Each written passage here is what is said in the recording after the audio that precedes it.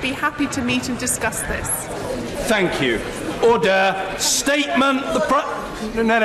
Well, we're extraordinarily grateful to the Right Honourable Lady, but I think it can wait.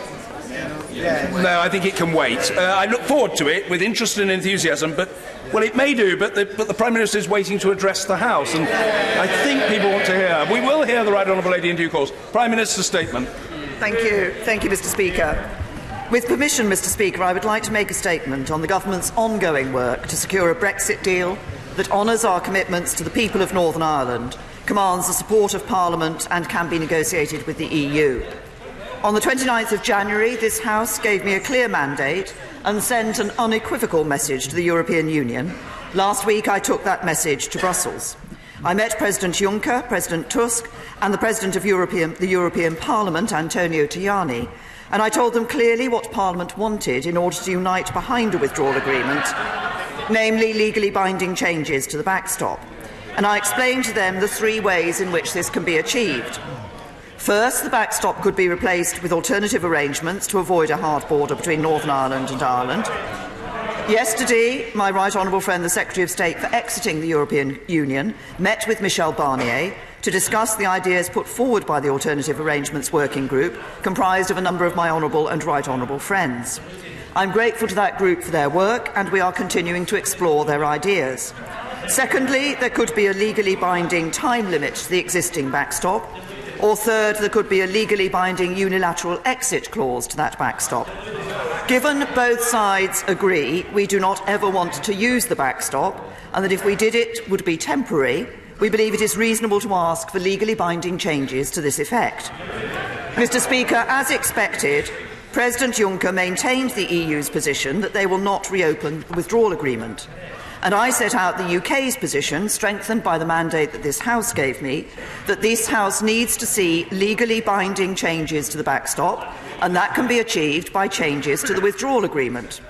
We both agreed that our team should hold further talks to find a way forward, and he and I will meet again before the end of February to take stock of those discussions.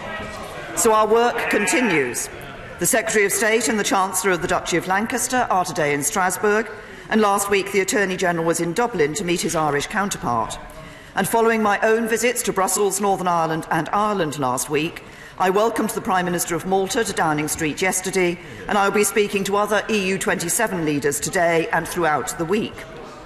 The Right Honourable Gentleman, the Leader of the Opposition, shares the concerns of this House on the backstop. I welcome his willingness to sit down and talk to me, and I look forward to continuing our discussions.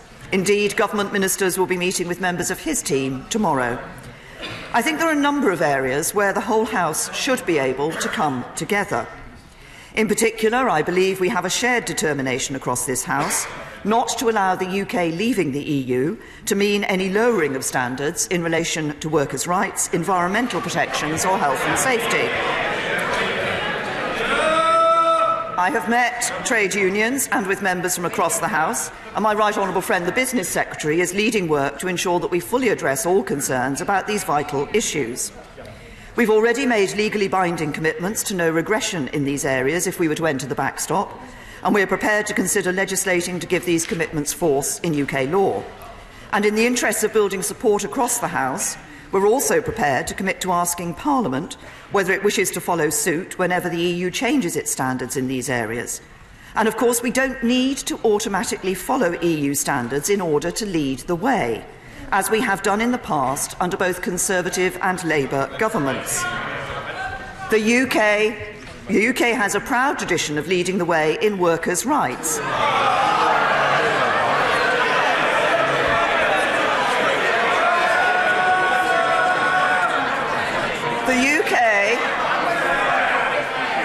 The UK has a proud tradition of leading the way in workers' rights, whilst maintaining a flexible labour market that has helped deliver an employment rate almost 6 percentage points above the EU average. Successive governments of all parties have put in place standards that exceed the minimum set by the EU. A Labour government gave British workers annual leave and paid maternity leave entitlements well above that required by the European Union. A Conservative-led government went further than the EU by giving all employees the right to request flexible working. And I was proud to be the Minister for Women and Equalities to introduce shared parental leave so that both parents are able to take on caring responsibilities for their child, something no EU regulation provides for. When it comes to workers' rights, this Parliament has set a higher standard before, and I believe will do so in the future. Indeed, we already have plans to repeal the so-called Swedish derogation, which allows employers to pay their agency workers less, and we're committed to enforcing holiday pay for the most vulnerable workers, not just protecting workers' rights, but extending them.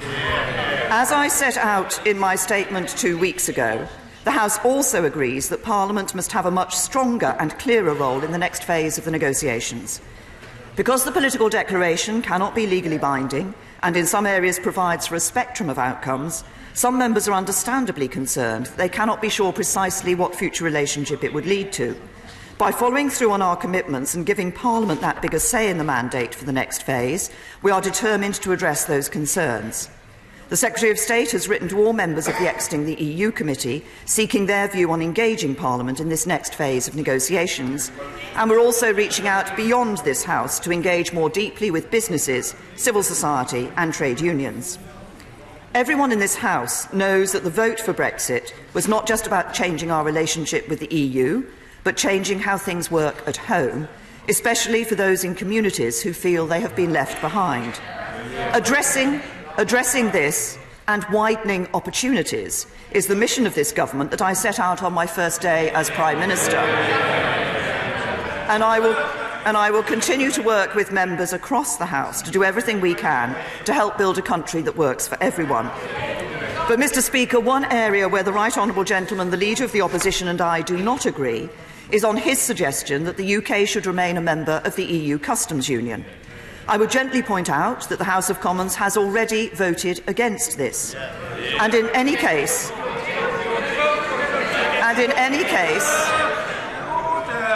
a lot of noise and heckling, but the record shows that everyone gets a chance to question the Prime Minister. I think it is right that she should have a proper and respectful hearing, and the same courtesy must be extended to the Leader of the Opposition in due course. The Prime Minister. Mr. Speaker, first of all, as I say, I would gently point out that the House of Commons has already voted against this. And in any case, membership of the Customs Union would be a less desirable outcome than that which is provided for in the political declaration. That would deliver no tariffs, fees, charges or quantitative restrictions across all sectors, and no checks on rules of origin. But crucially, it would also provide for the development of an independent trade policy for the UK that would allow us to strike our own trade deals around the world, something the Labour Party once supported. On Thursday, as I promised in the House last month, we will bring forward an amendable motion. This will seek to reaffirm the support of the House for the amended motion from the 29th of January, namely to support the government in seeking changes to the backstop and to recognise that negotiations are ongoing. Having secured an agreement with the European Union for further talks, we now need some time to complete that process. When we achieve the progress we need, we will bring forward another meaningful vote. But if the government has not secured a majority in this House in favour of a withdrawal agreement and a political declaration, then the government will on Tuesday the 26th of February make a statement and table an amendable motion relating to the statement, and a minister will move that motion on Wednesday the 27th of February, thereby enabling the House to vote on it and on any amendments to it on that day. Mr. Speaker, as well as making clear what is needed to change in the withdrawal agreement, the House has also reconfirmed its view that it does not want to leave the EU without a deal. The government agrees, but opposing the deal is not enough to stop it. Opposing no deal is not enough to stop it. We must agree a deal that this House can support, and that is what I am working to achieve. I've spoken before about the damage that would be done to public faith in our democracy if this House were to ignore the result of the 2016 referendum. In Northern Ireland last week, I heard again the importance of securing a withdrawal agreement that works for all the people of this United Kingdom. In Belfast, I met not just with politicians, but with leaders of civil society and businesses from across the community. Following this House's rejection of the withdrawal agreement, many people in Northern Ireland are worried about what the current uncertainty will mean for them. In this House, we often focus on the practical challenges posed by the border in Northern Ireland. But for many people in Northern Ireland, what looms larger is the fear that the seamless border between Ireland and Northern Ireland that helped make the progress which has followed the Belfast Agreement possible might be disrupted. We must not let that happen, and we shall not let that happen. The talks are at a crucial stage, and we now all need to hold our nerve to get the changes this House requires and deliver Brexit on time. By getting the changes we need to the backstop, by protecting and enhancing workers' rights and environmental protections, and by enhancing the role of Parliament in the next phase of negotiations, I believe we can reach a deal that this House can support. We can deliver for the people and the communities that voted for change 2.5 years ago and whose voices for too long have not been heard. We can honour the result of the referendum, and we can set this country on course for the bright future that every part of this United Kingdom deserves. That is this government's mission. We shall not stint in our efforts to fulfil it, and I commend this statement to the House. Thank you very much, Mr. Speaker. I usually thank the Prime Minister for an advance copy of her statement, but it was handed to me just as I was leaving my office to come down here, so I can only assume she entrusted it to the Transport Secretary to deliver it to me.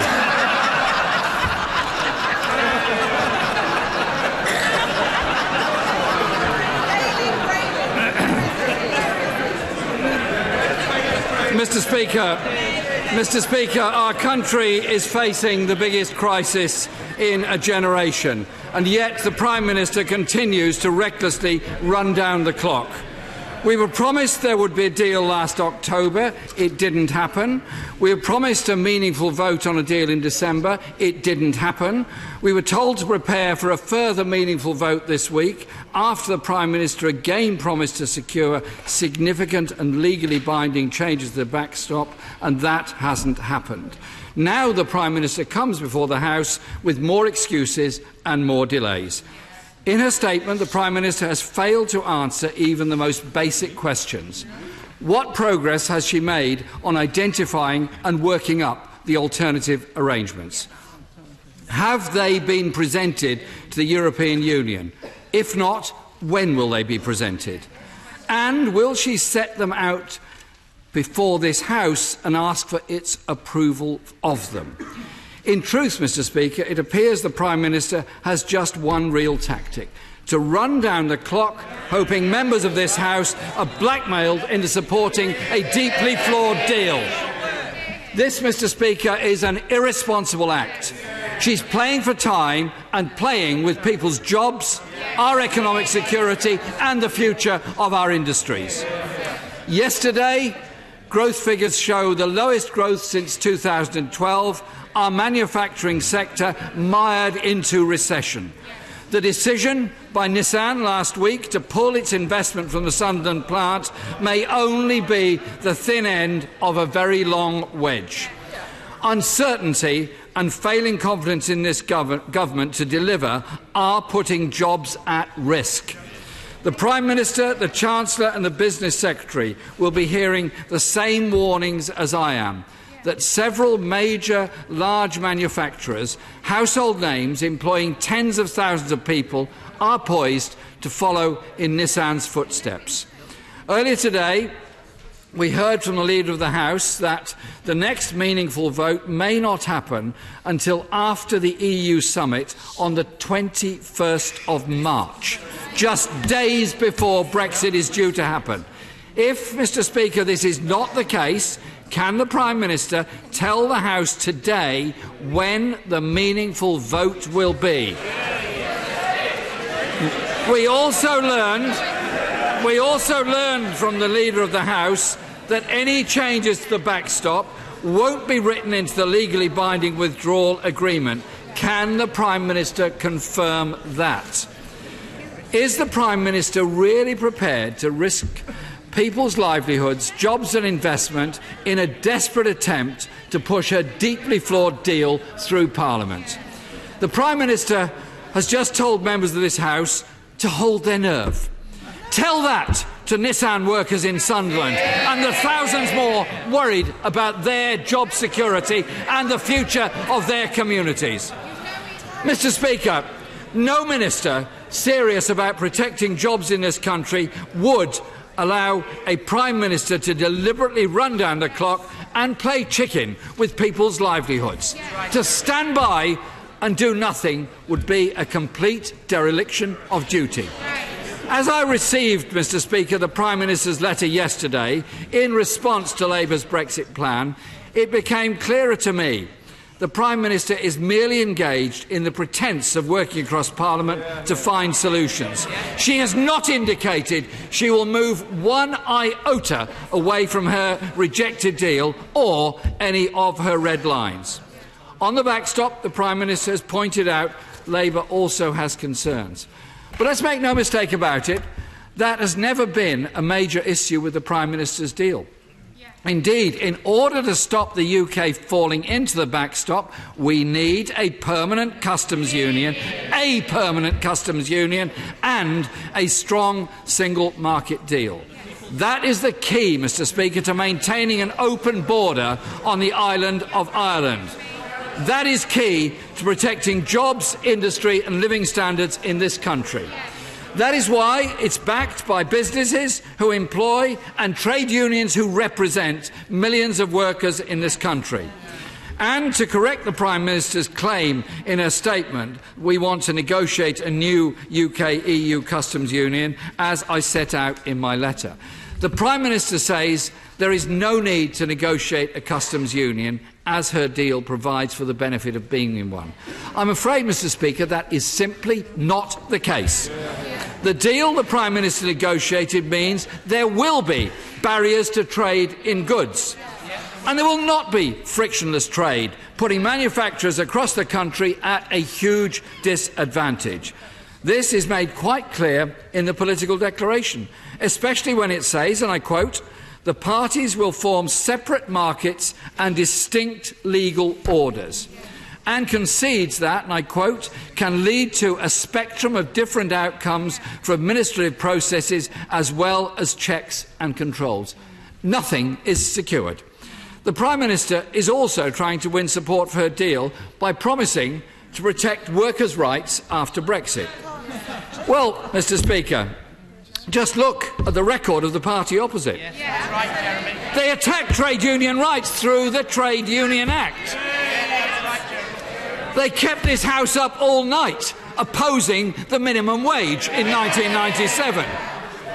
They're the party that introduced employment tribunal fees and introduced the public sector pay cap. For many of them, Mr. Speaker, ripping up rights is what Brexit is all about. Take the Secretary of State for International Trade. He once wrote, "It's too difficult to hire and fire, too expensive to take on new employees," and went on to say, "It is intellectually unsustainable to believe that workplace rights should remain untouchable." That was the Secretary of State for Trade. No wonder trade union leaders like Tim Roach of the GMB, Francis O'Grady, the Secretary of the TUC, have rejected the Prime Minister's inadequate pledges. And it's vital too, Mr. Speaker, that we keep pace with the best consumer safeguards and environmental protections, as if the warnings of the destruction of our biodiverse natural life are not serious enough. We have to be very serious about all environmental protections and indeed make them much stronger. Mr. Speaker, there is a sensible way forward, but the Prime Minister is refusing to listen. Labour's alternative has been widely welcomed as a way of breaking the impasse. From business leaders, European leaders and even from some Conservative MPs. But the Prime Minister refuses to listen. Mr. Speaker, I urge all members across this House to think about the damage the Prime Minister's strategy is doing. The threat to industry and skilled jobs and communities all across this country. Now is not the time to stand idly by. Now is the time to stand up and do the right thing, to rule out no deal and back Labour's alternative plan. Thank you. Thank you, Mr. Speaker. First of all, the Right Honourable Gentleman mentioned the announcement that's been made by Nissan. I think for this House it's important to recognise that Nissan have confirmed that none of the current 7,000 jobs at the plant will be lost. They remain committed to the UK, and indeed, they will be making more capital will be invested in Sunderland than was originally planned in 2016. The Right Honourable Gentleman asked me about progress on alternative arrangements and asked whether these were going to be put before the European Commission. Can I remind him what I said in my statement, which was, yesterday my Right Honourable friend, the Secretary of State for exiting the European Union, met with Michel Barnier to discuss the ideas put forward by the Alternative Arrangements Working Group, comprised of a number of my Honourable and Right Honourable friends. I think that answers his question. He talked about Labour's proposal. I referenced the issue of the customs union in my statement. But of course he also talks about being a member of the single market. Being a member of the single market means accepting free movement. One of the things that people voted for when they voted to leave the European Union was to bring an end to free movement, and that is what this government will deliver. He asked about dates for the process for votes that are going to take place in this House. I set those out in my statement as well. He referenced businesses quite a lot. Of course, businesses backed the deal, and he talks. They did. He talked about uncertainty. Of course, the best way to end uncertainty is to vote for a deal. And he talked about running down the clock. No, I wanted to have this sorted before Christmas. I bought a deal back from the rest of Christmas.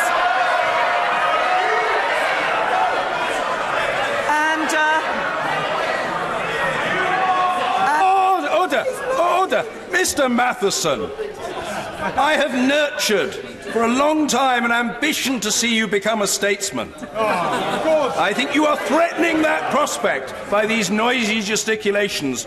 Calm, Buddha-like. The Prime Minister. Thank you, Mr. Speaker. The deal was negotiated before Christmas, so I wasn't in. It's not me who's trying to run down the clock.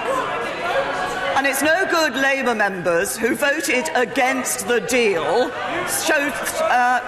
pointing their fingers across the House. Every time somebody votes against a deal, the risk of no deal increases.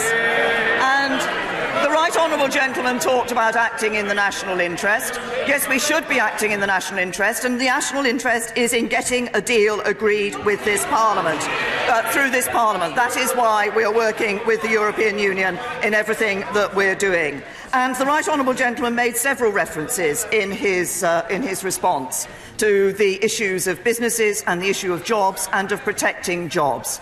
The deal we negotiated with the European Union, we're going back to deal with this issue of the backstop, but the deal we've negotiated, the political declaration that sets out the future, is a deal that protects jobs. And the one thing that we know would threaten jobs in this country would be a Labour government. Mr. Kenneth Clarke. Mr. Speaker, my right honourable friend, the Prime Minister, will recall that when we served together in the cabinet of the coalition government, that government was very enthusiastic about the prospects of negotiating EU trade deals with important trading partners around the world, and including the prospect of a trade deal with Japan.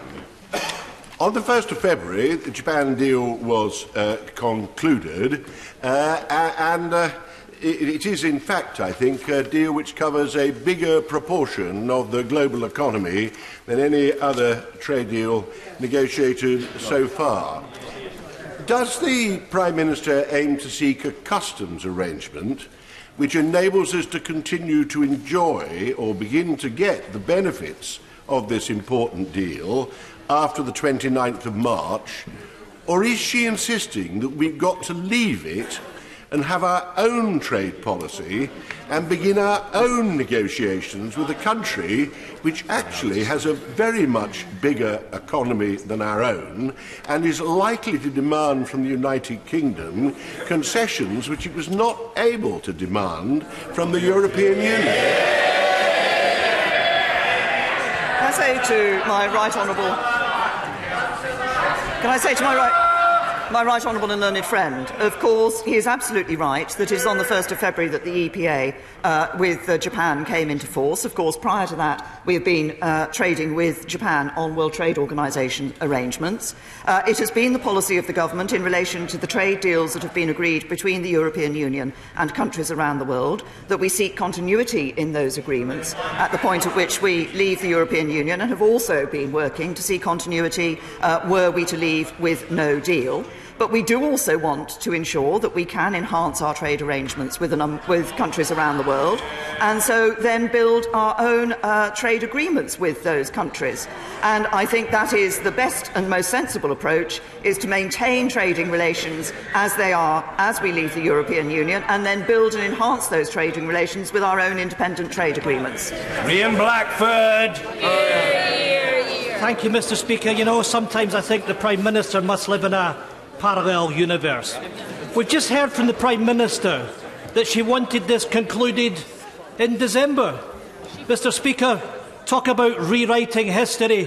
It was the Prime Minister that denied us the right to have the meaningful vote and to try and rewrite history, and she sits there laughing. You know, sometimes you should be honest with yourself, never mind being honest with the people of the United Kingdom.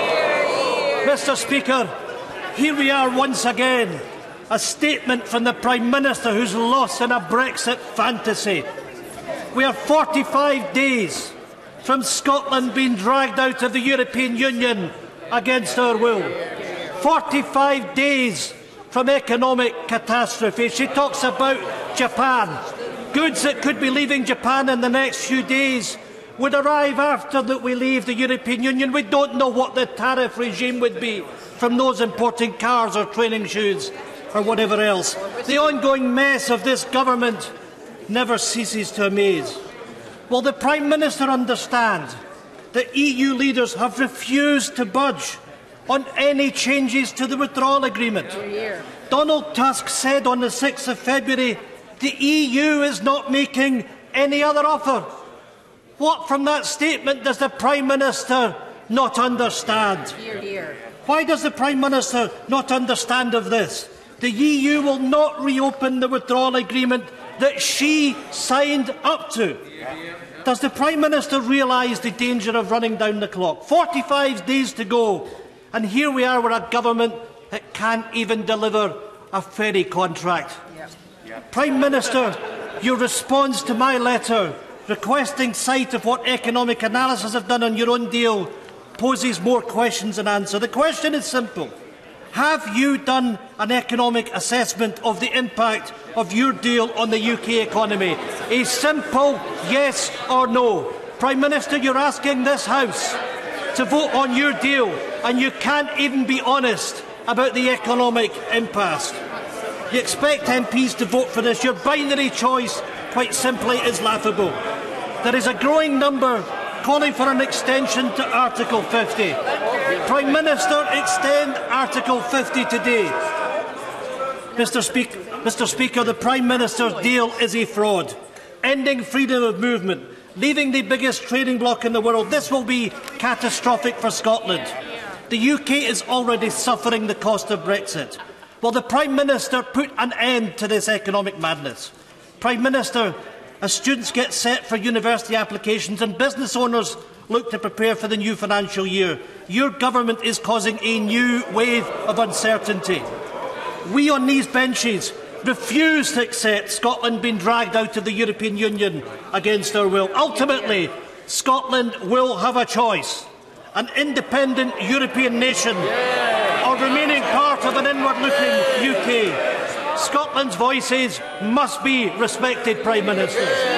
Prime Minister! I say to the right honourable gentleman, I think that the points that he made are the same points he's been making in response to my statements, regardless of the content of my statements for some time now. He talked about the economic analysis. We did publish an economic analysis of the proposals that the government had put forward.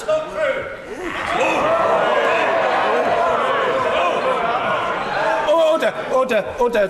There's plenty of scope for disagreement about what is true and what isn't true, but in fairness, I repeat the point that the person who has the floor must be heard. The Prime Minister. Thank you, Mr. Speaker. Can I say to the right honourable gentleman that I think in his intervention from a sedentary position, he may have inadvertently misled the House on this matter. No. The government. What was that?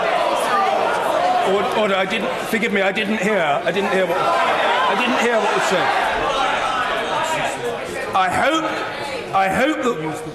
I hope the word liar wasn't used. But order. I'm perfectly capable of handling this matter with alacrity, and I shall do so. If that word was used without equivocation or qualification, that word must be withdrawn at once. At once. Order. If a member on the front bench used that word, I'm sorry, I'm not debating it, I'm not arguing, I'm not negotiating. That word must be withdrawn at once. Who was the person that used the word? Mr. Blackwood? I'm advised, I admit I didn't see which member used it. I'm advised, I think on good authority, that word was used by the leader of the Scottish National Party. If so, I want the debate to continue, and it will, but if so, I simply ask the right honourable gentleman to withdraw that word. He cannot accuse another member in this House of dishonesty. Withdraw. In courtesy to yourself, I withdraw for courtesy to yourself. No, there are plenty of precedents for that. I remember doing it once myself. And I remember a member of the Shadow Cabinet from West Bromwich once doing it out of deference to the chair rather than the person whom he'd been attacking. That's enough. That's enough. The Prime Minister. Mr. Speaker, if I could continue my explanation to the right honourable gentleman. As I said, the government put forward an economic analysis of the deal that the government had put forward. We did that in the economic analysis that was published earlier before the withdrawal agreement was put towards the House. What we also did in that was to recognise that the political declaration had areas within it which had not yet been confirmed, and there were variations in relation to the degree of friction across the border that would come from that, and we published that we could have taken a very low variation, which would have been very close to the government's deal in the economic analysis. We could have taken a high. We took a midpoint. I think that was entirely fair for the government to do. What the economic analysis of the deal that the government had put forward showed was that if you were going to honour the referendum, the deal that actually delivered best for the British economy was the deal that the government had put forward. Now, the right honourable gentleman also talks about putting an end to the current situation. Well, as I've indicated, we can indeed move forward when we agree a deal across this House. And if the right honourable gentleman is so concerned about avoiding no deal, I assume that when a deal is brought back from the European Union this next time, then he and his members of the SNP in this House will be voting for a deal in order to support the future of the United Kingdom. And then finally, once again, the right honourable gentleman talks about the economic impact on Scotland of leaving the European Union, and talks virtually in the same breath about his view that Scotland should be independent from the United Kingdom. And it may raise cheers on the SNP benches, but it wouldn't raise cheers from those people in Scotland whose economic future depends on being a member of the UK. Order. Of course there is enormous interest, which, as per usual, I want to accommodate. Can I just appeal, please, to colleagues at this time, with the country watching us. Let's have a robust but respectful debate. It is perfectly possible for colleagues to make their points with considerable force, but to do so with courtesy. And I know we'll be led in this matter by a former party leader and a notably courteous right honourable gentleman, Mr Ian Duncan Smith. Mr Speaker, may I thank my right honourable friend for her statement. She referred during her statement to the successful amendment by my right honourable friend, the member for Altrincham and Sale West. That successful passage, she will recall, was heavily based on the thing that's now become known as the Malthouse Compromise. She's also said that yesterday this was discussed, this proposal, in Brussels with the Secretary of State and one of the negotiators. Therefore, for the avoidance of doubt, could she now confirm, therefore, that this proposal forms part of government policy? I say to my right honourable friend, and I know because he has been involved in the meetings that have taken place with the Secretary of State for exiting the European Union, looking at the proposals that have come to be known as the Malthouse Compromise. There have, of course, been a number of alternative arrangements that have been proposed over the past months. The possibility of alternative arrangements to replace the backstop is recognised by both the UK and the EU in the political declaration that was agreed in November. The proposals that have been tabled, there are some issues, there are some questions around the proposals that have been tabled.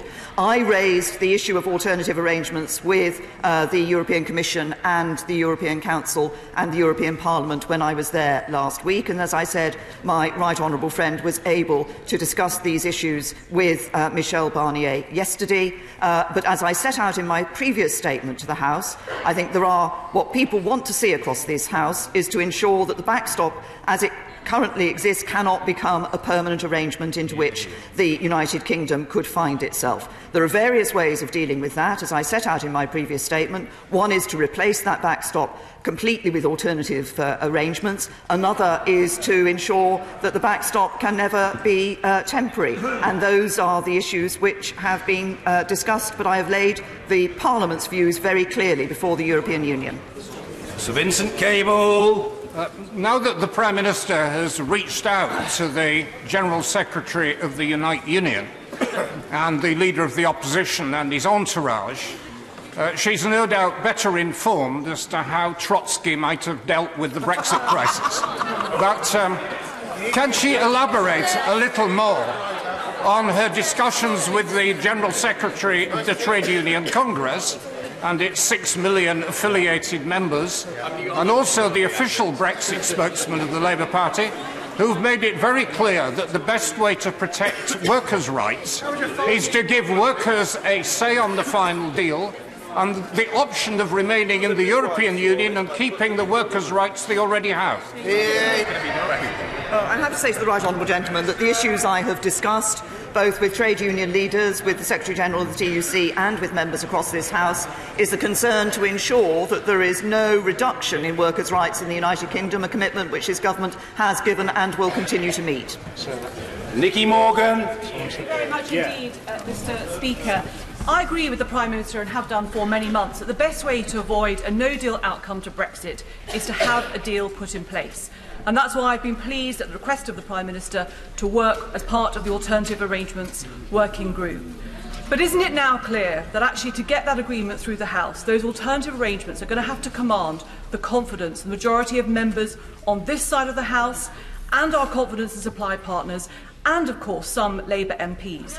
But the tenor of the Leader of the Opposition's response today shows that, unfortunately, working on a cross-party basis is unlikely to have both a vote for the agreement and certainly not continued votes for the necessary legislation. That is the reality of the parliamentary arithmetic, isn't it? Well, can I first of all thank my right honourable friend for the work that she has been doing on the issue of the alternative arrangements. I want to see a deal that can get through the House, supported by all members of my own party and by our confidence and supply partners.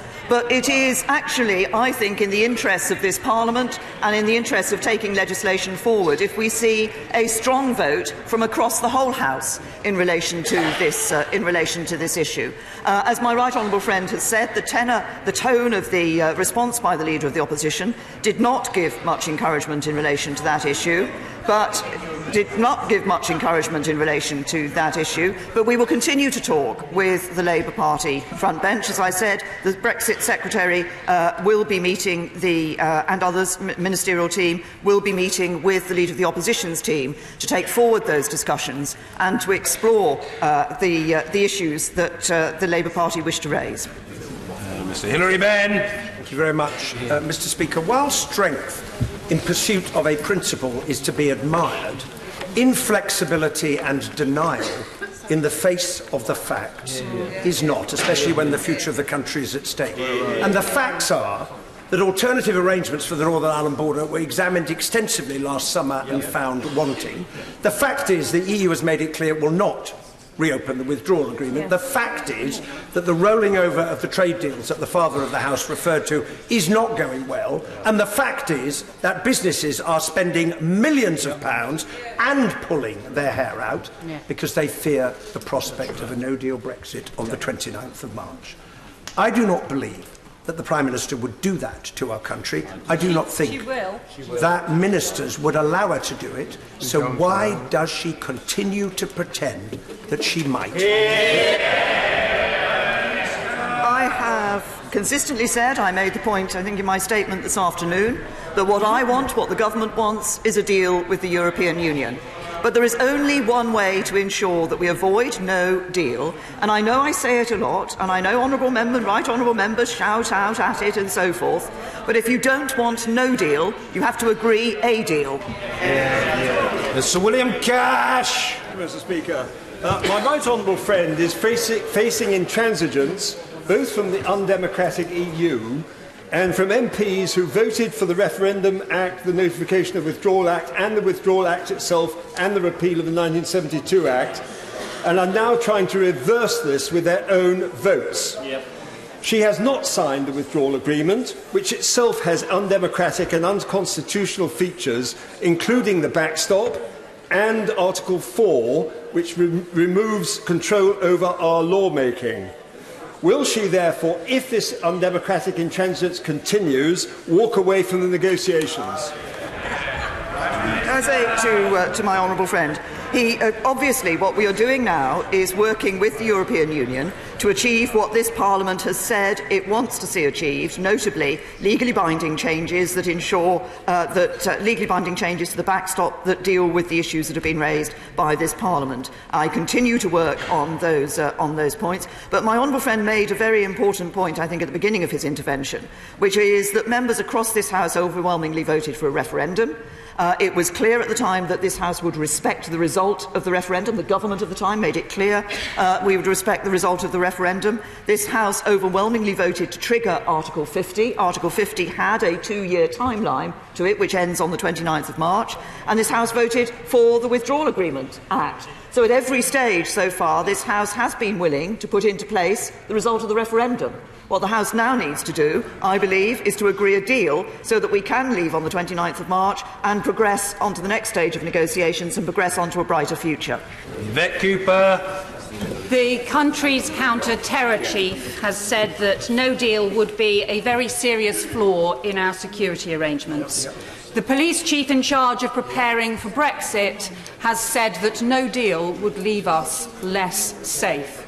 She and I have always previously agreed on the importance of not undermining our national security or undermining public safety. But she knows that her continued delays have increased the risks of no deal on the 29th of March. So if she has failed by the middle of March to persuade this House to back a deal, is she still ruling out extending Article 50, yes or no?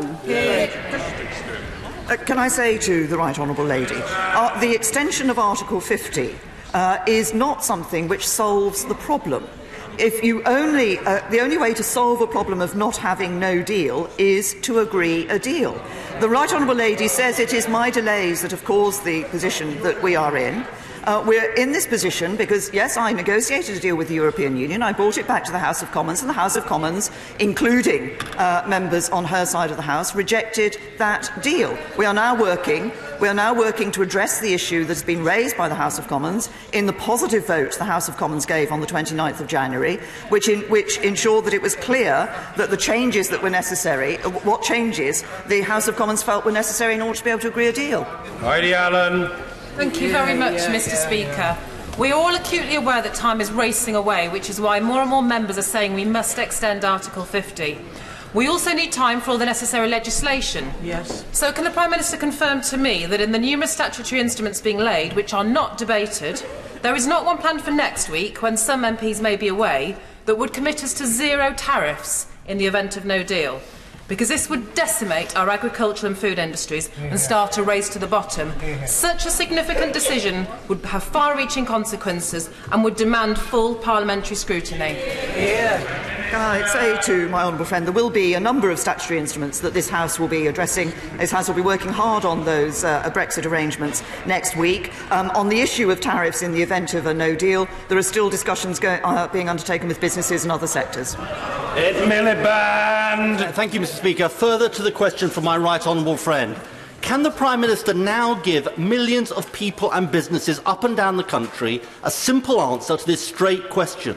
If she is faced with a choice of leaving the European Union without a deal on the 29th of March or seeking an extension of Article 50, what will she do? We deserve to know the answer to that question.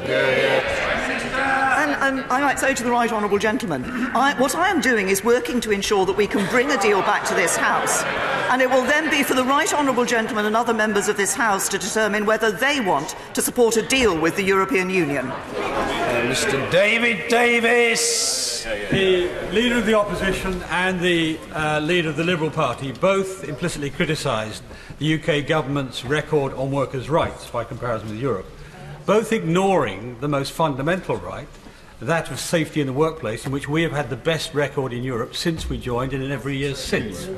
So there is little fear in this area, and given that, can she guarantee to the House that any future changes in this area will be subject to the control of this House? Yes, my right honourable friend makes a very important point about the good record that this country has in relation to workers' rights, and I can confirm, I believe that this is an area where we should not just be automatically following what happens in Europe, but actually we should be making those decisions. I believe it's important that we in this country, we in this House, make those decisions, and that on our record of actually going further and having better workers' rights in a number of areas of the European Union, I think that makes sense. Mr. Nigel Dodds. The Prime Minister referenced the fact that there are concerns in Northern Ireland about maintaining the seamless border between Northern Ireland and the Irish Republic, but she should also reference, as she knows, the very great concern among many people in Northern Ireland about creating new barriers between Northern Ireland and the rest of the United Kingdom, given that we trade more with the rest of the United Kingdom than the Irish Republic, the rest of the EU and the rest of the world put together. Given that neither are necessary or needed under any scenario, can the Prime Minister confirm that, given that she knows what's needed and this House knows that what's needed to pass the withdrawal agreement, that the stance taken by Leo Varadkar, whom we met in Belfast on Friday in a very cordial meeting, but the stance being taken by him and others could lead to the very outcome which they say they wish to avoid? The right honourable gentleman is, of course, absolutely right in relation to the concerns that have been expressed about the relationship between Northern Ireland and Great Britain in trading and the issue of potential regulatory barriers there, and it's an issue that he and I have discussed on a number of occasions. But he's also right, of course, we talk here about what it takes in this House to ensure that we agree a deal, but of course that deal has to be agreed with the European Union, and that means that all members of the EU27 have to agree that deal. And I was able to have cordial and constructive talks with the Taoiseach on Friday, as the right honourable gentleman has referenced his own talks. And I hope and trust, and I do believe, that all sitting around the table want to ensure that we deliver a deal that does deliver on the commitments of the people of Northern Ireland and that can pass this House and be agreed by the EU. Boris Johnson. I congratulate my right honourable friend on what she is doing to extricate this country from the humiliation of the backstop in accordance with the overwhelming wishes of this House. But can she confirm that there is no point in having a time limit on the backstop unless that is written into the treaty itself?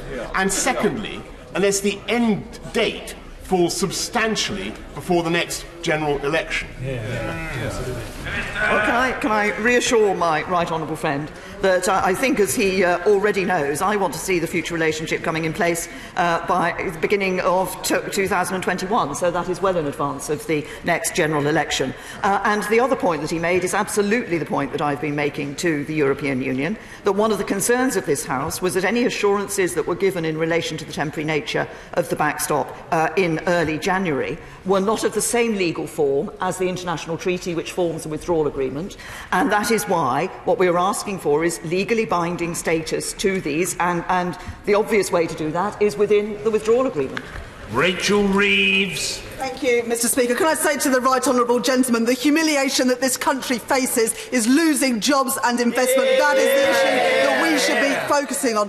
To the Prime Minister, the Business Secretary told our Select Committee last week that this Friday, the 15th of February, is the deadline for getting a deal for businesses who export to the Far East, as shipments take 6 weeks to arrive. Does the Prime Minister agree with the Business Secretary, and can she guarantee that those free trade agreements that we enjoy today will still exist when those goods arrive on the 29th of March?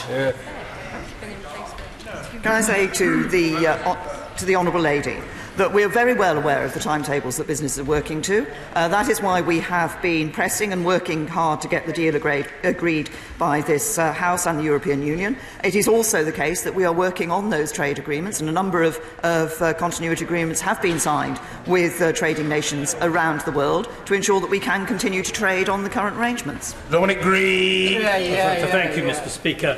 I welcome the categorical assurance that my right honourable friend has given to the House in respect of the House's ability to debate a neutral motion on Wednesday, the 27th of February. But time is very short.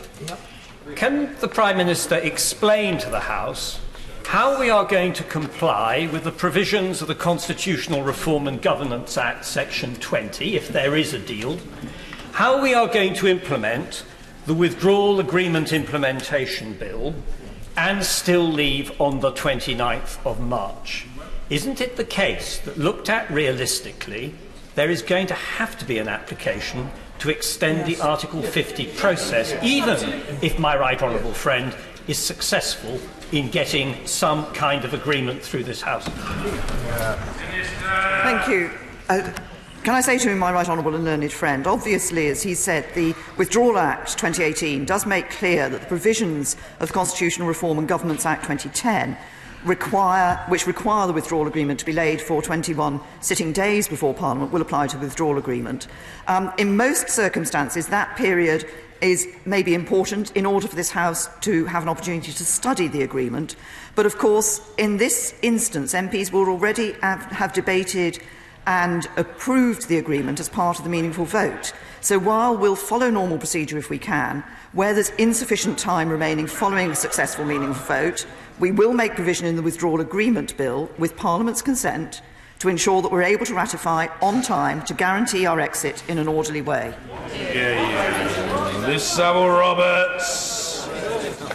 Let us remember what this looks like to anxious people outside this place. It looks like what it is.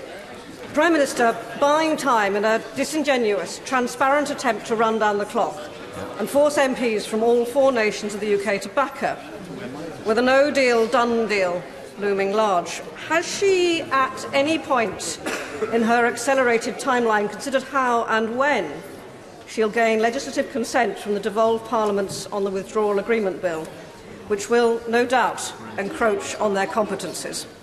Can I say to the right honourable lady, she talks about buying time. Now, what I'm doing currently is taking a very clear message given by this House of Commons to the European Union to negotiate changes to the deal such that this House of Commons will have the confidence and be able to agree that deal. Sir Dominic Raab. Thank you, Mr. Speaker. Can I welcome the Prime Minister's statement? Does my right honourable friend agree that requiring legally binding changes to the backstop is reasonable but also essential to passing that deal through this House? And while Brexit was the UK's choice, if Brussels remained stubbornly intransigent, a departure on WTO terms would be the EU's choice. Can I say to my right honourable friend, the point he makes about the legally binding nature of the changes is an important one. This House has been clear about those issues, and as I indicated in an earlier response, it is this question of the different legal force of the commitments that have been made so far is the one that I have raised with the European Union, and the concern that the withdrawal agreement in the international treaty would currently take precedence over the legal assurances that were given in the separate letter about the temporary nature of the backstop. And it's that equivalence of legally binding nature to make sure that the withdrawal agreement cannot then trump anything extra that is important. Luciana Berger. Thank you, Mr. Speaker.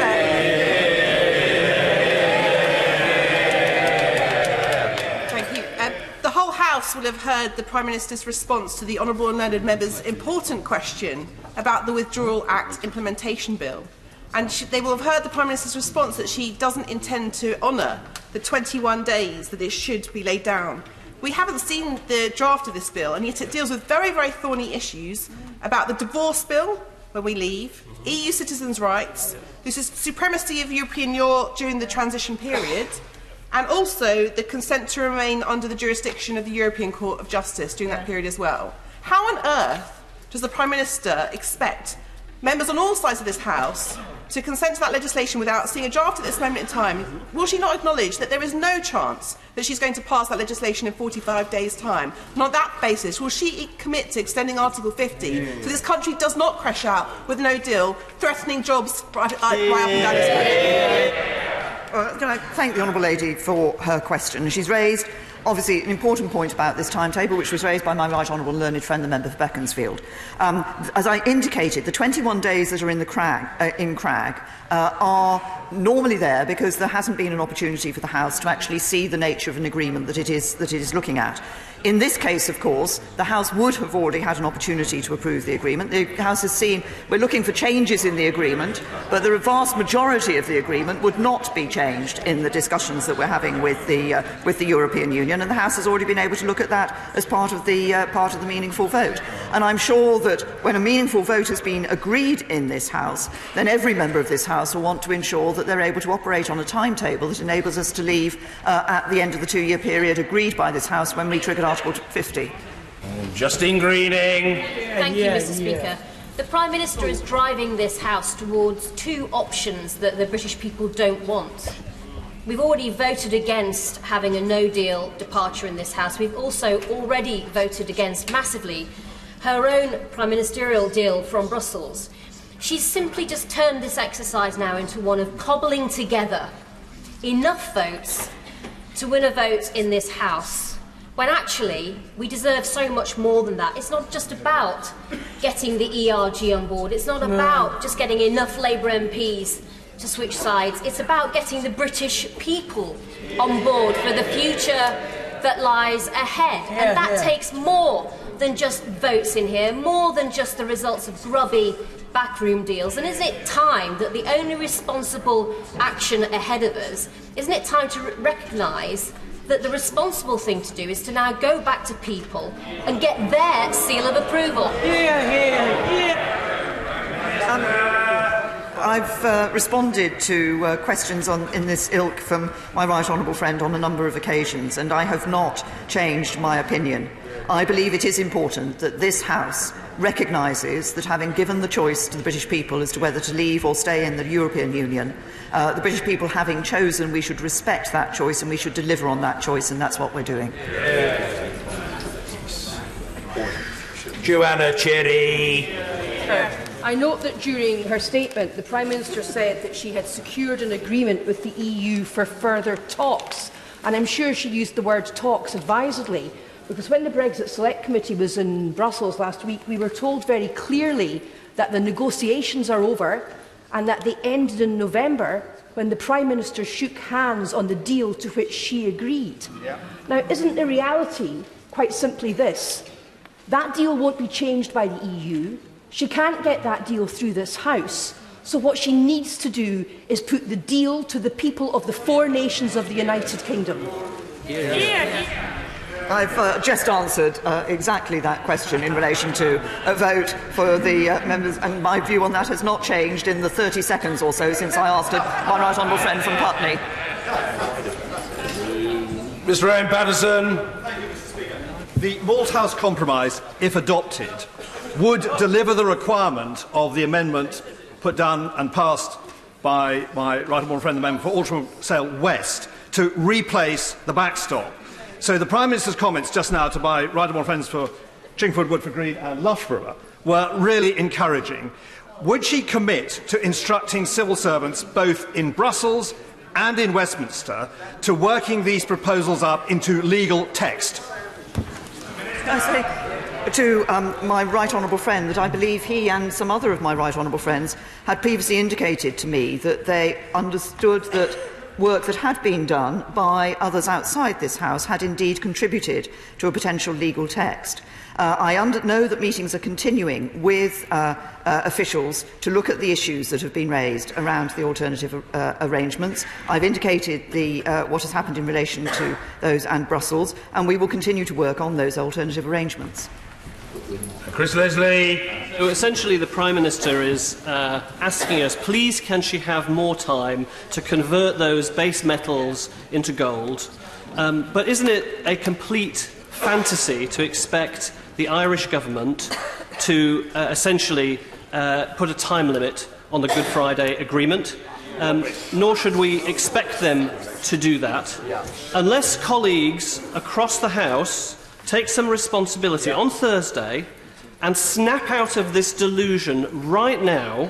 We will be at the mercy of this Prime Minister's run-the-clock-down strategy. I say, right honourable gentleman, that he talks about the issue of the time limit, and that being he described it as a time limit on the Good Friday Agreement. No, it would not be a time limit on the Good Friday Agreement.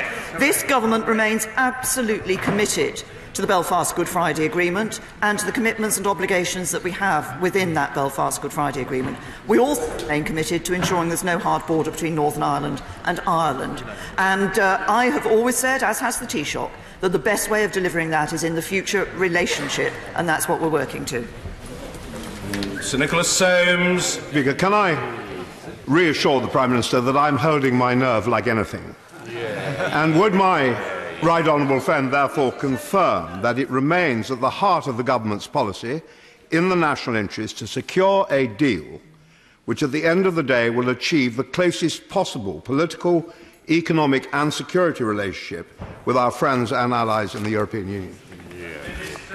Thank my right honourable friend for holding his nerve. Can I reassure him that what we are doing in negotiating this deal is ensuring that we deliver on the referendum. We'll be leaving the European Union, but they are our closest neighbours, and I believe it remains in the interests of this country and the European Union for there to be a close relationship between the UK and the EU in future. We've set out proposals for that close relationship for the future, and obviously the second stage of negotiations will be putting that relationship into legal text. Kate Hoey.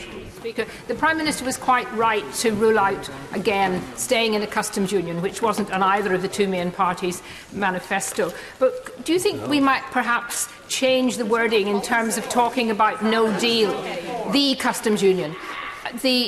Changing the wording on no deal, because if we cannot get an agreement, then surely we can go over to WTO and use Article 24. It's not crashing out. It's not. People voted to leave. They didn't vote for a deal as such. They voted to leave, and we need to leave on March the 29th. Can I say to the Right Honourable Lady, obviously she and a number of members of this House have raised the issue of World Trade Organisation arrangements. Of course, there are many parts of the world that we currently trade with on what are EU terms of trade rather than WTO terms, not just with the European Union. I continue to believe that the best route for this country is to leave with a deal, and that's why we're working so hard to get the changes this Parliament requested. Thank you, Mr. Speaker. Can I welcome the tone that the Prime Minister struck in her meeting with businesses in Northern Ireland last week, where she indicated that she would be seeking changes to the backstop rather than its wholesale replacement. And is it worth underlining again today the reason why that backstop is there, the important purpose that it serves, namely locking in something good amidst all of the other uncertainty that's going on? My right honourable friend makes a very important point. We all want to see the progress that has been made in Northern Ireland continuing, and actually the situation, the economic situation, and for people in Northern Ireland being enhanced and improved in the coming years. What happens at the border, the seamless border, is an important part of the progress that has been achieved, and I was pleased to be able to go to Belfast and reaffirm our commitment to the Belfast Good Friday Agreement, which is unshakable. There had been some concerns in Northern Ireland, but I was able to allay those concerns. This government remains absolutely committed to the Belfast Good Friday Agreement and the progress that has been achieved in Northern Ireland following that agreement. Kendall. The Prime Minister rightly said that the political declaration isn't legally binding. So can she guarantee that she will still be in her job when our future relationship with the EU is finally agreed? And if not, why would any of us take any of her assurances? Because she won't be the Prime Minister who does the final deal. Can I say to the Honourable Lady that I am committed to ensuring that we are able to deliver on what we have in that political declaration, to negotiating a future relationship that actually delivers for the people of this country. And the Honourable Lady may shake her head on this point. It is important as we move forward that we are able to ensure that what is in that political declaration, there are elements of it that are still there for debate, and I recognise there will be rigorous debate on some of those elements. But what we want to do is ensure that when we come to the end of the implementation period, we have a future relationship that has that close economic and security relationship with the European Union. Sir Desmond Swain. I hope that there isn't a special place somewhere in particular for those of us who take a rather literal interpretation of the word replace. Can I say to my right honourable friend, I think he's always held a special place in my estimation. And indeed in members across this House, and I wouldn't suggest that he would be going to any other special place. Patricia Gibson. Mr. Speaker, many of my constituents who live with serious health conditions are very concerned about disruption to the supply of medicines upon which they rely. Should doctors be writing prescriptions to permit patients to stockpile medical supplies, or can the Prime Minister today guarantee, a mere 45 days from Brexit, that there will be no disruption to medical supplies post-Brexit? I say to the Honourable Lady that we're working obviously with suppliers who provide medicines to the UK to ensure that there will be continuity of supply, that patients would continue to receive the medicines they need in all scenarios, including in no deal, so that patients will not need to and should not seek to secure and store additional medicines at home. And we've already agreed that medicines and medical products, including medicines you can buy in the shops, will be prioritised to ensure that the flow of all these products will continue unrestricted after 29th of March 2019. And my right honourable friend, the Health Secretary, has written to health and care providers in December about the preparations for no deal, and we've been discussing with the Scottish Government and the Welsh Government and the Northern Ireland Civil Service the arrangements that will pertain in those countries. Anna Seabury. Mr. Speaker, the Prime Minister tells us that she has a mandate to go back and renegotiate the backstop by virtue of the amendment that was passed on January the 29th.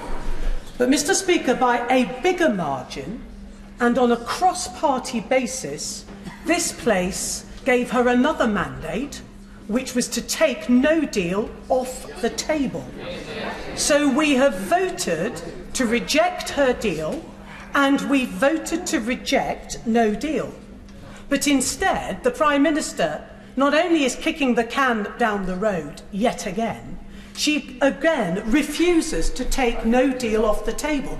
And this is in the face of the analysis and the advice of the civil servants who have informed the Cabinet, and they've debated the profound bad consequences, in the words of the Business Secretary, the ruinous situation we would face in the event of no deal. Why and when, rather when will the Prime Minister publish that advice and that analysis so my constituents can understand why no deal is no option for this country? To my right honourable friend, she's right obviously in terms of the votes that took place in this House. I would refer her to the fact that in the amendment that was voted on a cross-party basis in this House, as put forward by my right honourable friend, by my honourable friend, the member for Altrincham and Sale West, that also referenced the fact that this House wanted to leave the European Union with a deal. That is what we are working for. But I repeat from my right honourable friend, you cannot just say that we don't want to have no deal. You can only ensure there is not a no deal situation by agreeing a deal. Laura Smith. External tariff would mean reduced friction in goods trade, which would be hugely beneficial for our manufacturing sector. A new customs union would achieve this and would not, as I understand it, prevent us from striking our own trade deals in services. So why then is the Prime Minister ruling out this alternative arrangement for the backstop? And why is she so confident that the benefits of setting new tariffs outweigh the negative impact of increased friction and costs throughout the supply chains? I have to say that I think the description that the Honourable Lady has given is not one that I recognise of the situation that she's put forward. If she cares to look at the political declaration, we actually make clear in the political declaration, we make clear in the political declaration the future relationship will have no tariffs, will have no quotas, will have no restrictions of that sort. And she says, well, why not a customs union? Because the customs union requires us not to be able to strike our own trade deals. The benefit of the deal that has been agreed, the benefit of the deal that the government first put forward, is that we achieve the benefits of no tariffs, no quotas, no restrictions, but at the same time as being able to negotiate our own trade deals. Mrs Anne Main. Thank you very much, Mr Speaker. My right honourable friend, the Prime Minister, has several times referred to having the need for legal certainty. And in response today from the Attorney-General to a question I asked on this very matter, he suggested that they were always willing to assist the House in being able to find out that legal certainty. Can I ask that any changes that are negotiated are brought back to the House and that the Attorney-General gives us the benefit of that advice, because the legal certainty is what is going to make many colleagues feel they can or cannot support something? Can I say to my honourable friend, I recognise the concern that honourable members have on this matter of the legally binding nature of any changes that are achieved, and of course the Attorney-General will make information available to this House to enable this House to take its decision. Caroline Lucas. Thank you, Mr Speaker. Well, the Prime Minister is happy to kick the can down the road for yet another 2 weeks. Over 3 million EU nationals are living in appalling uncertainty. And as it stands, the Home Office's EU settlement scheme could leave potentially hundreds of thousands of EU nationals undocumented and at risk from the hostile environment. So will she accept that only a declaratory system under which those resident in the UK before March the 29th are automatically granted leave to remain, only that would protect all citizens' rights, as she has claimed that she wants to do? Honourable Lady, we have put forward a very sensible and reasonable scheme. We have said that we will guarantee rights for EU citizens here in the UK, even in the event of a no deal. So it isn't just something that would pertain in the event of a deal. As the Honourable Lady will know, we have already announced that there will be, from the full rollout of the settlement scheme, there will be no fee required, and we'll reimburse any fees that have been paid in the pilot periods areas of that. But we do retain the right to ensure that it is possible that this country can determine that individuals who perhaps have a particular criminal record are not in this country. That's a right that we look at across the board. And so the sort of situation that she suggests, I think, is not right. We have a very good scheme. We have a good scheme that's easy to use and will be at no charge. Jim Graham. Mr. Speaker, I'm more optimistic than other members of the Brexit Select Committee. I believe that the EU can and will agree to make legally binding changes that enable the Attorney-General to give revised advice on our not being tied indefinitely into a customs union and against our will. But if my right honourable friend comes back to the House with these changes, at that stage surely it is all of our responsibility as MPs to support the bill, get the business done and accept responsibility for that. Does my right honourable friend agree that any attempt to pre-position ourselves as members blaming the EU for no deal would be an absolutely severe dereliction of duty? I certainly agree with my honourable friend that at the point at which a meaningful vote is brought back to this House, it will be the responsibility of every member of this House to determine their vote according to the nature of that deal and, of course, according to the views that they feel about no deal. And it is the case that the only way to avoid no deal, other than, I'm sorry, Mr. Speaker, I may inadvertently have misled the House myself earlier when I said the only way to avoid no deal was to agree a deal. Of course, it is possible to avoid no deal by staying in the European Union, but we're not going to do that.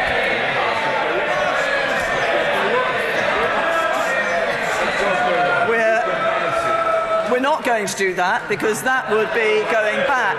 That would be going back on the vote of the people of this country. We will be leaving the European Union, and when the deal comes back, it will be the responsibility, as my honourable friend says, of every member of this House to determine whether or not we move forward with that deal. Ben Bradshaw. With the Prime Minister recklessly running down the clock to a crash-out Brexit, can I say to the responsible members of her government that if they fail to act soon to prevent such a calamity, history will judge them very, very harshly. But can I also say to my own front bench, now that the government have rejected our offer, if they fail to honour the unanimously agreed policy at our conference in favour of a public vote, they too will be judged very harshly by history. Can I say, Mr. Speaker, I think the second part of that question was not addressed to me, so I will not be responding to it. But the right honourable gentleman stands up and says that we are recklessly running down the clock in order to crash out with no deal. That is not the case. If that was the case, I wouldn't be spending time talking to EU leaders, going to Brussels, going to Dublin, trying to work a way that we can find to deliver on a deal that respects the concerns raised by this House and that will get through this Parliament. Vicky Ford. Thank you. The organisation Leave Means Leave is telling my constituents that we can walk away from the EU with no agreement, but also be a global champion for free trade.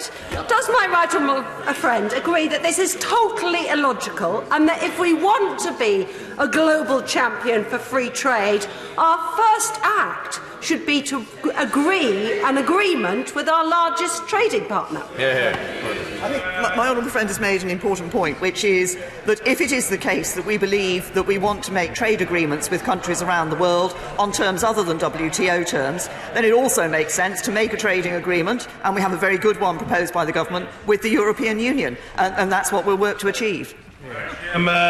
Speaker, the Prime Minister might remember I congratulated her on trying to speak to a wider group of people and to speak to the opposition and do all those things that she started. From where I'm standing, I don't think she's completed that job. I actually thought there were some good signs this week that there was a discourse and an exchange of views, and we could have seen that in this House, actually, there is probably a majority for a sensible course forward. On the other hand, can I remind her that outside there, since the referendum, there's been a fantastic change in the national mood. As I go around and as I speak to people, reasonable people, not the extremists, I find an urgent desire to get this sorted with a second referendum and a people's vote. Can I say to the right honourable gentleman that certainly when I go on the doorsteps, I do get from people an urgent desire to get this sorted, not to get a second referendum and a people's vote, but actually to deliver on the first vote and to do so and leave the European Union at the 29th of March. John Barron. The Prime Minister is absolutely right to hold her nerve. The EU could write the textbook on 11th hour deals. Most colleagues in this place prefer a good deal to no deal. But can she reassure the House that should we leave on the 29th of March on no-deal WTO terms, we are sufficiently prepared? We are indeed. We've ramped up our preparations. We are continuing our preparations for no deal. We're obviously engaging not just with government departments, we're engaging with the devolved administrations, with the Northern Ireland Civil Service, we're engaging with local authorities up and down the country, and obviously working with businesses and those who would need to make alterations to their operations in the event of no deal, and we continue to ramp up those preparations. Angela Smith. Thank you, Mr. Speaker. Thank you. We hear a lot about the reasons or the assumed reasons why people voted to leave the EU.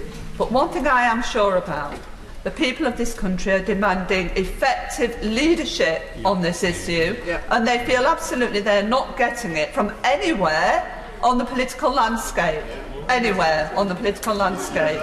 Can I ask the Prime Minister, if her attempts to keep her party together by getting the ERG on board fail, will she accept at that point the need to build a consensus properly across the House, and that the easiest way potentially of reaching that consensus will be to get her deal over the line as it stands now by accepting the case for putting it to the people for ratification?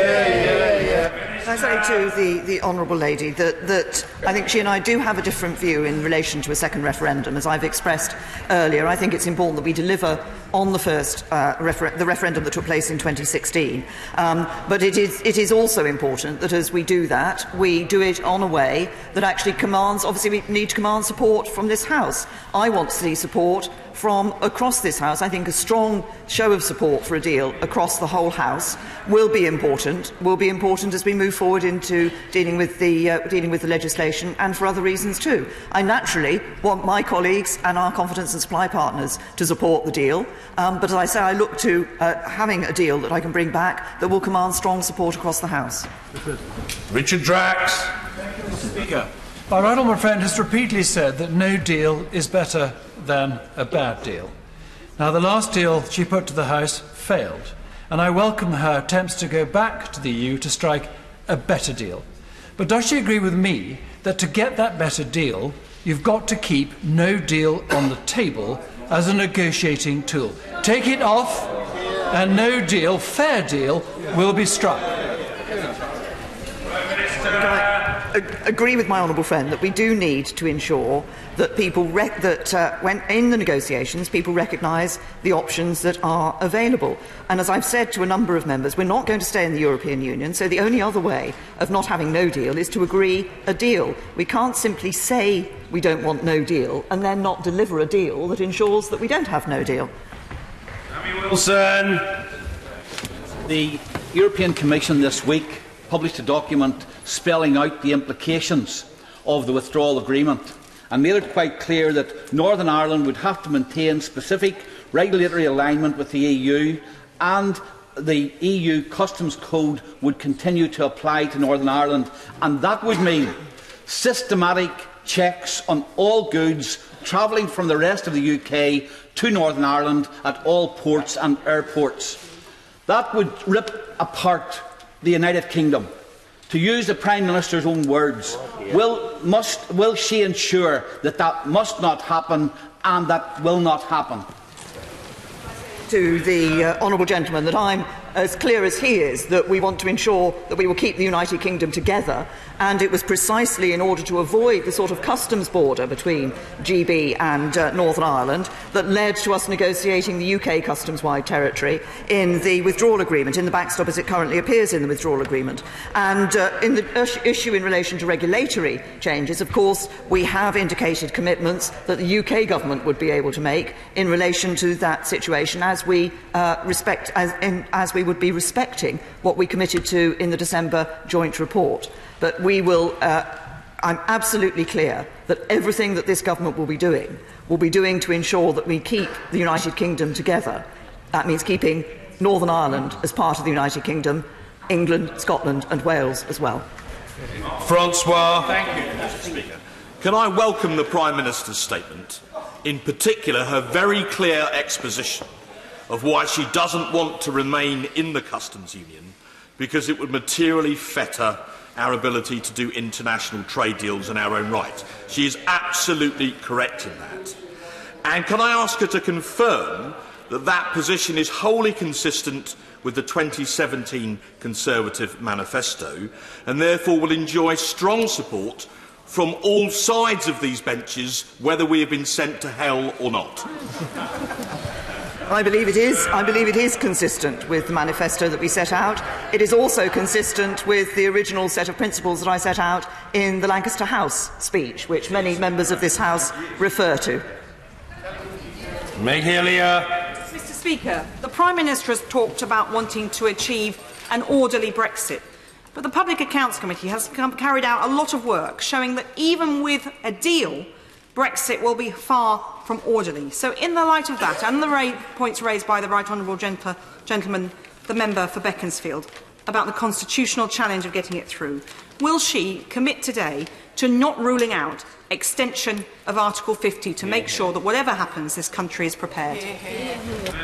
We will ensure that this country is prepared. The Right Honourable Lady refers to the issue of an orderly Brexit. It is precisely the deal that we negotiated, setting aside the issue of the backstop and the changes that are required by this House in relation to that matter, does provide for the implementation period, which provides that orderly progression onto the future relationship. That's what we're working for, and that's what I hope this House will find its way to agreeing. Zach Goldsmith. Can the Prime Minister be absolutely clear that when we leave the European Union, our environmental standards in this country will rise, not fall? First of all, we are committed to ensuring that our environmental standards do not fall. And I believe it is in the interest of this country and the desire, indeed, of this House and this country to see that we enhance our environmental standards in the future. And I would say to my honourable friend that I think the government has shown its commitments through our 25-year environmental strategy, through the Environment Bill that my right honourable friend, the Environment Secretary, will be bringing forward in a number of ways. We're showing the commitment we have to enhanced environmental standards. Thank you very much, Mr. Speaker. A close member of my family suffers from ulcerative colitis and is also a serving police officer. They have been told that they may not be able to access the medicine that they need to keep them well on a day-to-day basis. So what does the Prime Minister say to my family member and to the many thousands of people across the UK who have chronic illnesses, some of which are exacerbated by anxiety and uncertainty? As she recklessly goes towards a no deal by threatening members, she needs to think again. What impact assessment has she done for people like my family member suffering from chronic illness? Can I say to the Honourable Lady, she raises a point which was raised by one of her honourable friends earlier, and I responded to that by making absolutely clear the work that we've been doing with suppliers of medicines to ensure that there will be continuity of supply and that patients will continue to receive the medicines they need in all scenarios, including in a no-deal scenario. And I also say to the Honourable Lady that when we are able to bring a deal back that deals with the issues that have been raised by this House, she and every member of this House will have the responsibility of determining whether they want to leave the European Union with a deal or without a deal. Martin Vickers. Thank Mr. Speaker. One of the opportunities to boost our coastal communities post-Brexit is the establishment of free ports, something that port operators will not consider whilst we are members of the Customs Union. So I welcome my right honourable friend's reaffirmation that we will indeed be leaving the Customs Union. Can she give an absolute assurance that she will not concede further on this with any future customs arrangements that she may negotiate, so that we can move ahead to establish free ports? I know my honourable friend has had a great interest in free ports for some time and has been promoting the concepts of free ports, and it's one that is shared, I know, by our mayor up in Tees, Ben Houchin, in relation to this issue. And this is one of those interesting areas. There are, I think, issues that always need to be addressed in relation to free ports, but it is an interesting issue that we would want to be looking at. Catherine McKinnell. Speaker, in her statement on the 21st of January, the Prime Minister told those in the House that she would look for further ways to engage with regional representatives in England. Last week, in response to a written parliamentary question from me, she said this wouldn't happen until the next phase. So, in other words, after we have left the EU. How does the Prime Minister expect to build support across the House when she shows this level of contempt for those regions of this country that will be worst affected by it? Can I say to the honourable lady that that is not the case? And I would just gently remind her that members of this House represent all parts of the United Kingdom. We are talking with trade unions, we're talking with businesses about the impact of decisions that are being made on parts of the United Kingdom. As I indicated in my statement, what we want to, I committed when I became Prime Minister to a country that works for everyone. That's what we continue to work for.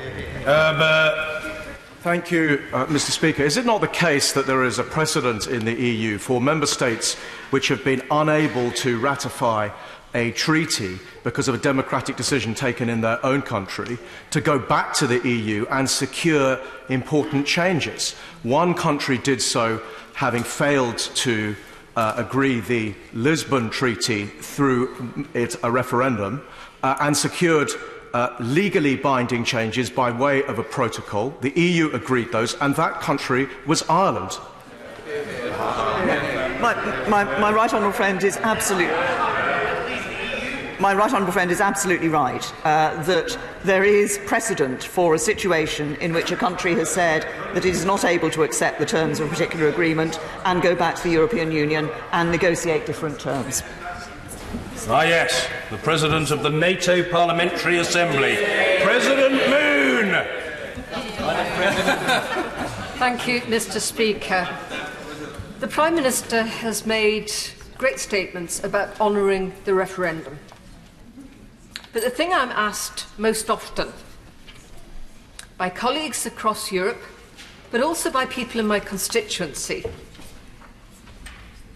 is what selective process the Prime Minister used in honouring what votes. Because we had an election in 2015 and the Prime Minister didn't like the result, so she went back to the people in 2017. We had a vote about her deal and it was rejected. Now we're having to look at it again with small alterations. We voted against no deal, and yet the Prime Minister is not implementing that. So how do voters in my constituency, how do people across Europe who watch what happens in this House have any trust in that whatever deal is put on the table will be binding for the future and won't be altered should the UK leave the European Union? Can I say to the honourable lady that at the 2017 general election, 80% of the people who voted for parties who were committed to honouring the result of the referendum and taking Britain, the United Kingdom, out of the European Union. And that's exactly what we, as government, are working to do. And she again makes reference to this issue of no deal and not having a situation of no deal. You can't simply take no deal off the table. As I said, if you're not going to stay in the European Union, the only way to ensure that there is not a no deal is to have a deal. Nigel Evans. Thank you, Mr. Speaker. Surely the backstop has become a sort of unnecessary nightmare for all of us because we don't know what the future trading relationship will be between the UK and the EU 27. So if Brussels dig their heels in on not giving the small concession the Prime Minister is seeking, would she seek to go into an implementation period post-March the 29th for the 20-month period, in which time we can then negotiate the future trading relationship? I thank my right honourable friend. We will, of course, we will indeed, I think, have an opportunity during that implementation period to negotiate the details of that future trading relationship. I expect that to be done by December 2020, such that then we are able to put that future relationship into place. Jay Swinson. Thank you, Mr. Speaker. I was glad the Prime Minister mentioned her support for the Liberal Democrat policy of shared parental leave. But does she remember, as I do, her Conservative colleagues who fought tooth and nail against it? Does she remember the Beecroft report, an extensive Conservative assault on workers' rights stopped by the Lib Dems? Outside of the EU, there is nothing to stop a future Conservative Prime Minister tearing up her legal commitments. There is no Brexit that can guarantee workers' rights, and that is why we need a people's vote. Can I say to the right honourable lady that we are giving those commitments in relation to workers' rights? Can I also say to the right honourable lady, actually I was the person within the Conservative Party who ensured the Conservative Party's policy was for flexible working for all and for shared parental leave. Sir David Evernett. Mr. Speaker, can I welcome my right honourable friend's statement today and pay tribute to her determination and commitment to get a good withdrawal deal and to ensure that we leave the EU on the 29th of March. Does she appreciate the strength of feeling in my constituency against the backstop proposal and confirm she has listened to those concerns and will continue to pursue a real and constructive change in these arrangements? I can give my honourable friend that assurance. I've heard the message clearly that Parliament gave in relation to the backstop, and we are working for those legally binding changes that this Parliament wishes to see. Stephen Kinnock. Thank you, Mr. Speaker. The Withdrawal Agreement Implementation Bill is legislation of the highest political, legal and constitutional significance.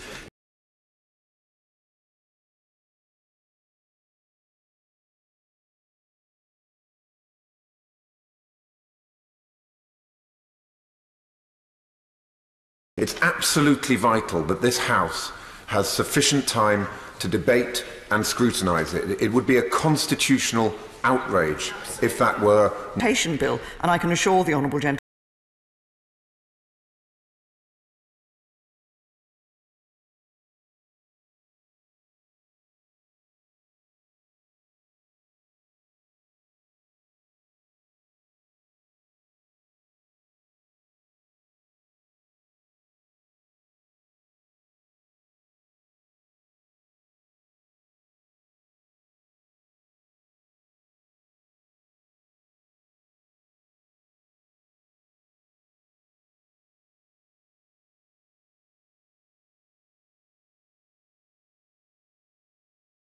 of the regions as part of building Brexit Britain.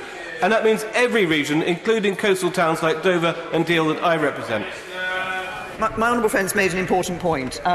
When I stood on the steps of Downing Street the first day I became Prime Minister, I was very clear that I wanted to ensure that we worked for those communities who did feel that they were left behind, who did feel that they hadn't achieved the benefits that they'd seen some other parts of the country have.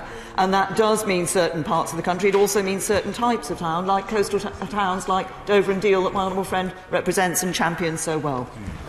Stella Creasy. Thank you, Mr. Speaker. In the statement the Prime Minister has given today and the lack of concrete progress, it feels as if the Prime Minister is purposefully making Parliament hit its head against a brick wall in the hope that when we stop, we might feel better. We are less than 45 days away from exit day, and yet the Prime Minister is picking and choosing which of the directions from this House that she listens to. This House overwhelmingly said it wanted to reject no deal. Please, Prime Minister, stop being so stubborn and focusing on buying fridges and fantasy ferries, and at least admit that extending Article 50 would help this House take back control. What this House voted for was an amendment which confirmed avoiding a hard border between Northern Ireland and Ireland, confirmed that this House wished to leave with a deal, and confirmed the issue that needed to be addressed for this House to agree a deal, and that was the issue of the backstop. Greg McKinley. Mr. Speaker, I visited Brussels last week as a member of the Brexit Select Committee, and we met Martin Selmayr. Now, whether I believe him or not is another matter, but he explained to us that he could see no reason why the Commission would ever want to use the backstop. 2 weeks ago, in the government supporting the Brady Amendment, I have to assume the government doesn't want the backstop. Parliament doesn't want the backstop. The Northern Ireland public and the public across the rest of the UK don't want the backstop. Could I ask my right honourable friend, why is it still there? Well, can I say to my honourable friend, nobody wants to use the backstop. The reason the backstop is there is that it is the guarantee that there will be no hard border between Northern Ireland and Ireland in the circumstances in which the future relationship has not come into place at the end of the implementation period. Now, there is an alternative that is available within the withdrawal agreement, which is a further extension of the implementation period. There are pros and cons in both of these positions. Of course, we want to see change to the backstop, but there are issues around the fact that in an implementation period there would almost certainly be a request for money, which doesn't occur in relation to the backstop. But it's there as that guarantee. It's like an insurance policy. You take it out, but you never want to have to use it.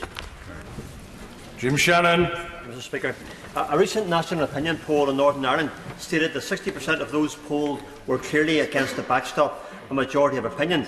Is the EU policy on the backstop like that great Eagles song, Hotel California? You can check out any time you like, but you can't leave. And can the Prime Minister give an assurance to unionists in Northern Ireland that there can be no progress unless the backstop is removed or is time limited? The honourable gentleman has made the point clearly that, in fact, it is this House that has said that it requires changes to be made to the backstop, legally binding changes, and that's what we're working for. Alex Chalk. Speaker, I have constituents working at GE Aviation, BAE Systems, Spirax, Sarco, JLR, Honda. Those businesses urgently need certainty. What assurances can the Prime Minister provide that the talks are credible and constructive, not cosmetic, and can reasonably be expected to yield progress? I say to my honourable friend that the talks I had last week, I think, indicated from the point of the European Commission that they do indeed want to ensure that we can leave with a deal. They have extended those talks. Previously, there had been indeed some unwillingness to extend the talks, but now that Parliament has shown what it specifically wants to see changing in the withdrawal agreement, then we are able to have those talks and to explore the various ways in which we can ensure we deliver a deal that this Parliament can support. Martin Doherty-Hughes. The Prime Minister assured the House on the 14th of January that the right to be British or Irish or both in Northern Ireland was clear and referenced by a withdrawal agreement. Yet in Belfast on the 2nd of February stated, "I know that in some cases recently people have encountered difficulties in securing their Irish rights as Irish citizens."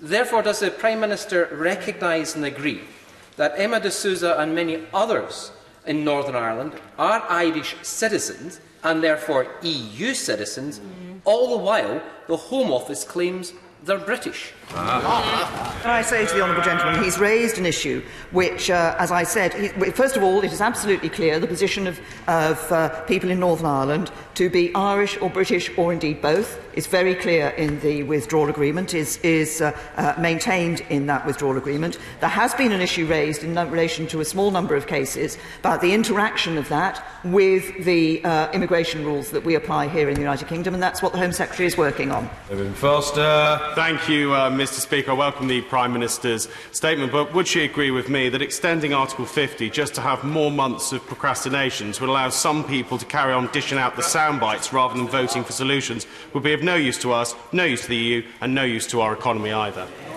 My honourable friend makes a very important point. Extending Article 50 doesn't solve the issue. It just extends the length of time of consideration being given. The point will still have to come where members of this House would have to make a decision and exercise respect their responsibilities. And he references the economy. Actually, businesses have said to me that they don't want to see Article 50 extended because they feel that would extend that period of discussion and uncertainty, and they want a deal delivered and a deal agreed. Caroline Flynn. Mr. Speaker, it is understandable that my right honourable friend, the Leader of the Opposition, is wary. But he knows that in the general election, Labour promised to respect the outcome and work for a deal. So I hope he will take every opportunity that is offered to him to talk to government, to talk to officials with a shadow base secretary, to hold the government to account and the Prime Minister account on what promises she's made in her statement today, particularly on workers' rights. But does the Prime Minister share my concerns about the downturn in economic growth? Since the referendum, 2,000 new jobs have been created in my constituency at Doncaster Airport. And it seems to me that it is indecision, not Brexit per se, that is now holding back business. It is absolutely essential that we face compromise in a straightforward way and seek a deal. There are some in this House who say take no deal off the table, but for them, no deal is ever going to be a winner. So I would ask the Prime Minister to reiterate that across Parliament we have to do what business and our communities want and reach a compromise and get a deal done sooner rather than later. Well, the Right Honourable Lady makes a very important point, which is that it is in the interests of business, it is in the interests of communities to get a deal agreed so that we can move forward. And I believe there are businesses who are waiting, who are holding back investment in this country, waiting for us to get the deal over the line, and that investment will be made when we get that deal. And it is for every member of this House to be prepared to accept, as the Right Honourable Lady has said, that we are all making compromises. The agreement with the European Union involves some compromise. That is because it's two sides coming together to agree a deal, but it's in the best interest of this country to have that deal and to get it sorted. Jeremy Lefroy. I entirely support what the Right Honourable Lady for Don Valley has just said.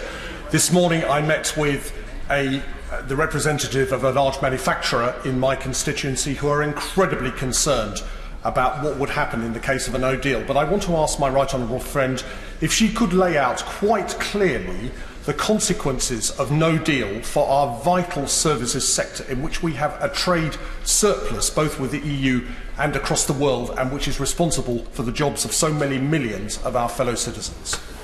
Well, there is absolutely no doubt that no deal, of course, would have an impact on our economy. I think in the longer term we would be able to recover from that impact. There obviously have been a number of academic studies and others that have set out and made assessments of the impact of no deal. I believe obviously, as my honourable friend has said, the services sector is very important for us. That is why I believe the proposals that we have in the political declaration, the deal we have in the political declaration, which gives us that flexibility in terms of developing our services, including financial services, is so important for the future. Catherine West. Mr. Speaker, Brexit has evoked many emotions: anger, sadness, and last week the Prime Minister was in Ireland. Does the government care about breaking Irish hearts? Well, can I say to the Honourable Lady that when I was in Ireland and met with the Taoiseach, we were discussing not only the issue of the backstop and getting a deal with the European Union such that we can get that deal agreed through Parliament, but also the future relationship between the UK and Ireland. And as obviously having the border between Northern Ireland and Ireland, so a land border with Ireland, a continuing member of the EU27, but also a close neighbour, we want to ensure that we can enhance and build on the very good relations that we've had between the UK and the Irish government in recent years, and build on those relations for the future. So I will be with us. Carol Monaghan. Mr. Speaker, political leaders across Europe have been unanimous in stating that the Prime Minister's deal, the deal that was overwhelmingly rejected by this House, was the only deal possible because of the Prime Minister's own red lines. So we're now in the terrifying situation that in 45 days we could crash out with no deal. She's heard members this afternoon on both sides calling for an extension to Article 50. So could the Prime Minister now tell the House how many votes she is happy to lose before she considers extending Article 50. I've set out the procedure that the government is going to follow in relation to this issue, and we continue to work to be able to bring back a deal for a meaningful vote. Toby Perkins. Very much, Mr. Speaker. The Food and Drink Federation today have said that the industry faces its biggest catastrophe since 1939 if we were to leave without a deal, and yet the government still haven't even reached a deal that we can agree on here, much less take it to Europe. How do I justify to my constituents with all of that why this Parliament shut at 3:27 last Wednesday because the government had literally nothing for MPs to discuss? To the honourable gentleman that, of course, Parliament is more than many things happen in Parliament and take place in Parliament, which is not just in this chamber. But can I also say that the honourable gentleman might wish to point out to his constituents that the government has taken the decision of not enabling the honourable gentleman to have a recess next week because there is business for this Parliament to do, and we will be doing that business. Mr. Carmichael. Thank you, Mr. Speaker. If the Prime Minister is serious about meeting the 29th of March deadline, will she allow this House to get on and do what it's here to do, instead of filling our time with general debates and statutory instruments? If we're coming back next week instead of recess, will we deal with the Agriculture Bill, the Fisheries Bill, the Immigration Bill, the Financial Services Bill, the Healthcare Bill, or will we ever see the Withdrawal Agreement Bill? Mr. Speaker, if we are to leave on the 29th of March, these matters will all have to be dealt with here and in the other place. Why does the Prime Minister not just accept what is obvious to the rest of the world and start now the process for an orderly extension of the Article 50 period? To the right honourable gentleman, the Immigration Bill, I believe, is in committee today, so work is being done on the Immigration Bill. Yes, he says it's in committee. That's the normal procedure of the House of Commons, that having had a second reading, it goes into committee. Can I also say to the right honourable gentleman that next week there will indeed be many statutory instruments that relate to Brexit that are important preparations for this House to make. And he talks about bringing forward a withdrawal agreement bill. We can't have a withdrawal agreement bill until we have a withdrawal agreement, so I assume if he wants the bill, he's going to support the withdrawal agreement. Ray McCarthy. Mr. Speaker, we were told we would see the final report on anti-dumping duties on aluminium foil by Christmas, and entirely predictably we haven't seen anything at all. Now that's very niche, but for a company in my constituency it's extremely important, and it's just one example where businesses are being left in a state of hopeless uncertainty because of the government's failure to prepare for Brexit. Isn't it time that rather than letting businesses continue in this state, the Prime Minister announces that she will extend Article 50? Minister. As I've just indicated, actually, there are businesses that are saying to me that Article 50 extension does not solve the problem for them, in that what they want to see is a deal agreed by this Parliament, and then a deal that's been negotiated with the EU agreed by this Parliament, and then being able to being put into place. Chris Stevens. Bring the Prime Minister back to the section of the statement on workers' rights. She'll be aware that currently the European Parliament and the European Commission are negotiating for better and stronger workers' rights on workers in the gig economy and for working parents, which are far better and stronger than those found in the current UK Government's Good Work Plan. So can I ask the Prime Minister, if Europe agrees to those new regulations, that the UK Government will implement them for working people in the United Kingdom?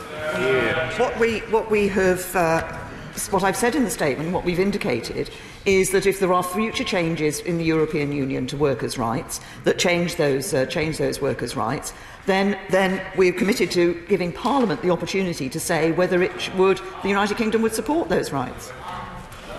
Owen Smith.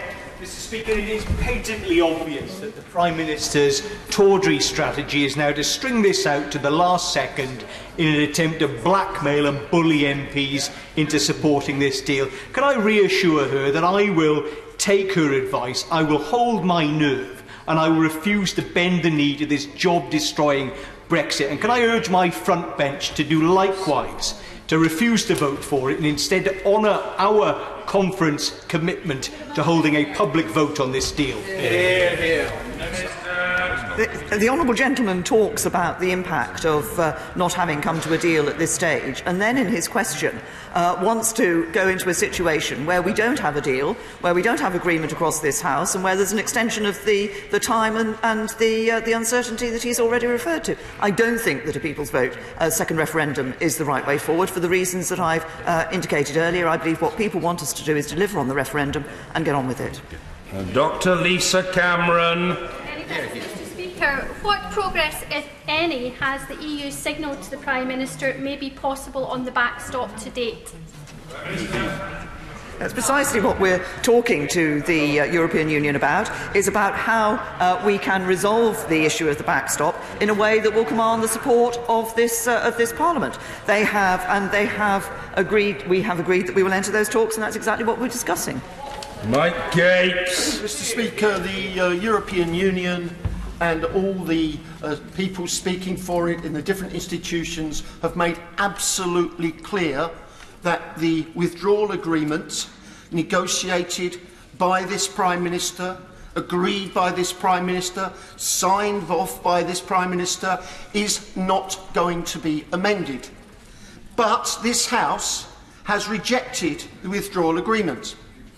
Isn't the only way out of this now, and this gives the Prime Minister what she wants, for this House to adopt the negotiated withdrawal agreement with a sunset clause and put it to the people in a referendum whether they accept it or whether they wish to remain in the EU with the deal, the better deal we have now?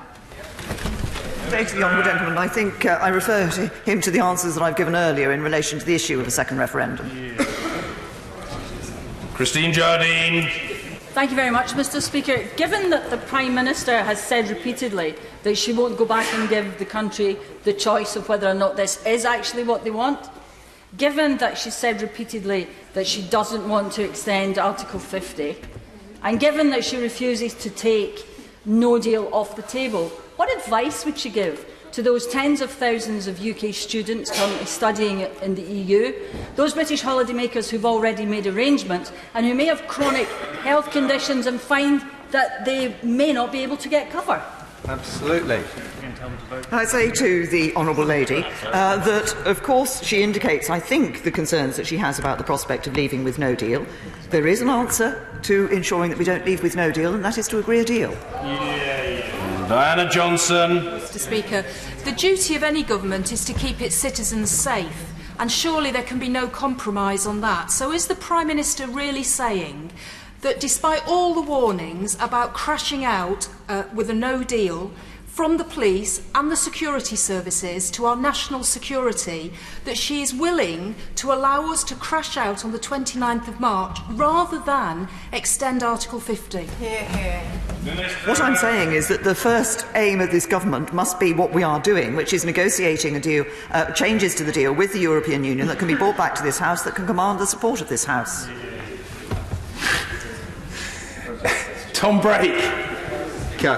No fewer than 8 government ministers have described no deal in terms such as catastrophic, a betrayal, disastrous, the worst possible outcome. Why is the Prime Minister still playing Russian roulette with the option of no deal? And at what stage of this lethal game does she expect those ministers to resign from her government? Perhaps that should be on Thursday, when Parliament has the opportunity to find a way of ruling out no deal once and for all. The right honourable gentleman says that Parliament would find a way of ruling out no deal once and for all. There are only 2 ways in which we can ensure that we don't have a no deal situation. One is to stay in the European Union. The right honourable gentleman might want to do that. Yes, he says absolutely from a sedentary position. That is not the result of the referendum. The government will deliver on the result of the referendum and we will leave the European Union. The only other way of ensuring that we don't have no deal is to agree a deal. And that seems to be pretty obvious to me. Yeah. Well, I think the proper response to the honourable lady's sneeze is bless you. Dr. Rupa Haque. Mr. Speaker, We are now 45 days away from projected closure date, and we still have no clarity and no closure on a deal that the Prime Minister negotiated 135 days ago. Can I ask for her opinion on this statement that's from the innocent days when it was only 110 days ago, on the eve of the last pooled vote in December? If Parliament doesn't agree a Brexit deal soon, then we must recognise that the original mandate to leave, taken over 2 years ago, will begin to date and will eventually no longer represent a reflection of current intent. Not my words, Mr Speaker. These are the words of the honourable and gallant member for Bournemouth. If her own government members get it, why won't she? And can she not see why the general public see that her only strategy is really just to run down the clock? Can I say to the honourable lady, the government's position is very clear. We believe it is better for this country to leave with a deal. That is the position that the House of Commons has taken, but the House of Commons has also said that it does not agree the deal that was negotiated. It wants to see changes to the backstop, and that's what we're working for. James E.P. Thank you, Mr Speaker. The Prime Minister has taken many questions encouraging that she end uncertainty by taking no deal off the table, but there are many others that encourage her to create more uncertainty by extending Article 50 or calling for a second referendum. The Lib Dems managed to advocate both in the same question. Does she share my confusion over the uncertainty amongst those who oppose Brexit over whether uncertainty is acceptable or not? Hear, hear, hear, hear. Can I say to my honourable friend, I think he has very neatly pointed out the contradiction in many of the contributions that have been made in this House today. Martin Whitfield. Mr Speaker, the Prime Minister has spoken about a country that she wants to work for everyone. And indeed, in her speech, she said that the damage that would be done to the public faith in our democracy. So what is her message to the 48.1% who voted Remain, who didn't get a mention in her statement? And the others who felt they'd been right. Say to the honourable gentleman that the deal that the United Kingdom government has been pursuing is one that respects the result of the referendum, but does it in a way that protects jobs, protects our security and protects the union of the United Kingdom. I believe that is the deal that is right for everyone across the United Kingdom. Gethins. Mr Speaker, last week my constituent Karen Vaughan had to travel to a registration centre in Edinburgh from the village of Letham in Fife. Mrs Vaughan moved to the UK 74 years ago when she was 3 months old. Her village is very, very angry. She's upset. What's the Prime Minister's message to Mrs Vaughan? I hope it's I'm sorry. Can I say the honourable gentleman has raised a specific case, and I don't know all the details of the case that he has raised.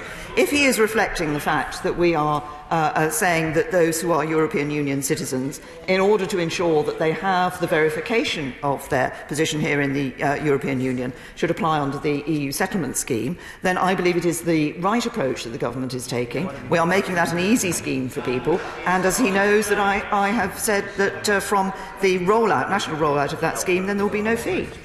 Clive Efford. The proposals from my right honourable friend on the front bench have the best prospects of securing a majority across this House, far better than her deal that lost, but that was voted against by 2/3 of honourable members.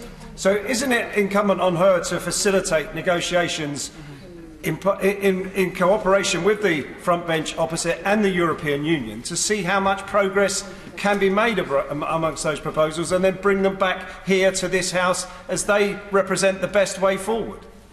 Say to the honourable gentleman that, of course, as I've indicated in my statement, we're continuing our discussions with the official opposition. But it is also the case that this House made clear what it is that it wants to see in order to be prepared to agree a deal. That was made clear in the amendment that was put forward in the name of my honourable friend, the member for Altrincham and Sale West, and that was approved by this House. Stuart Malcolm MacDonald.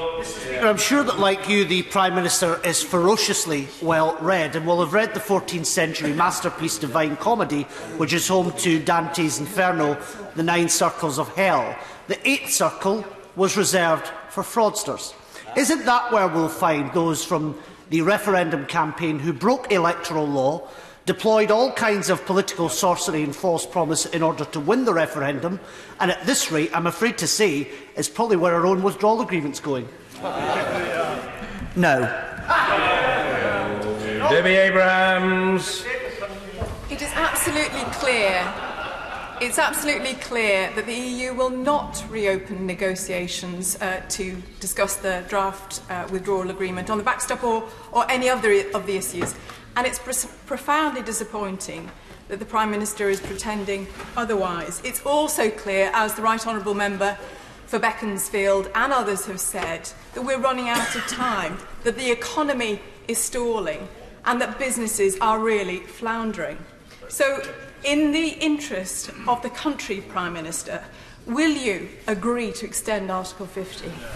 Minister. First of all, say to the Honourable Lady that we are in talks with the European Union, so the premise of her question is, I believe, not correct. They are talking to us about what changes could be possible in relation to the backstop. So that's the first point. And as my honourable honourable friend, the member for Wells, has pointed out, actually to complain about the impact on the economy of uncertainty and then to ask to increase the period of uncertainty is a contradiction. Jamie Stone.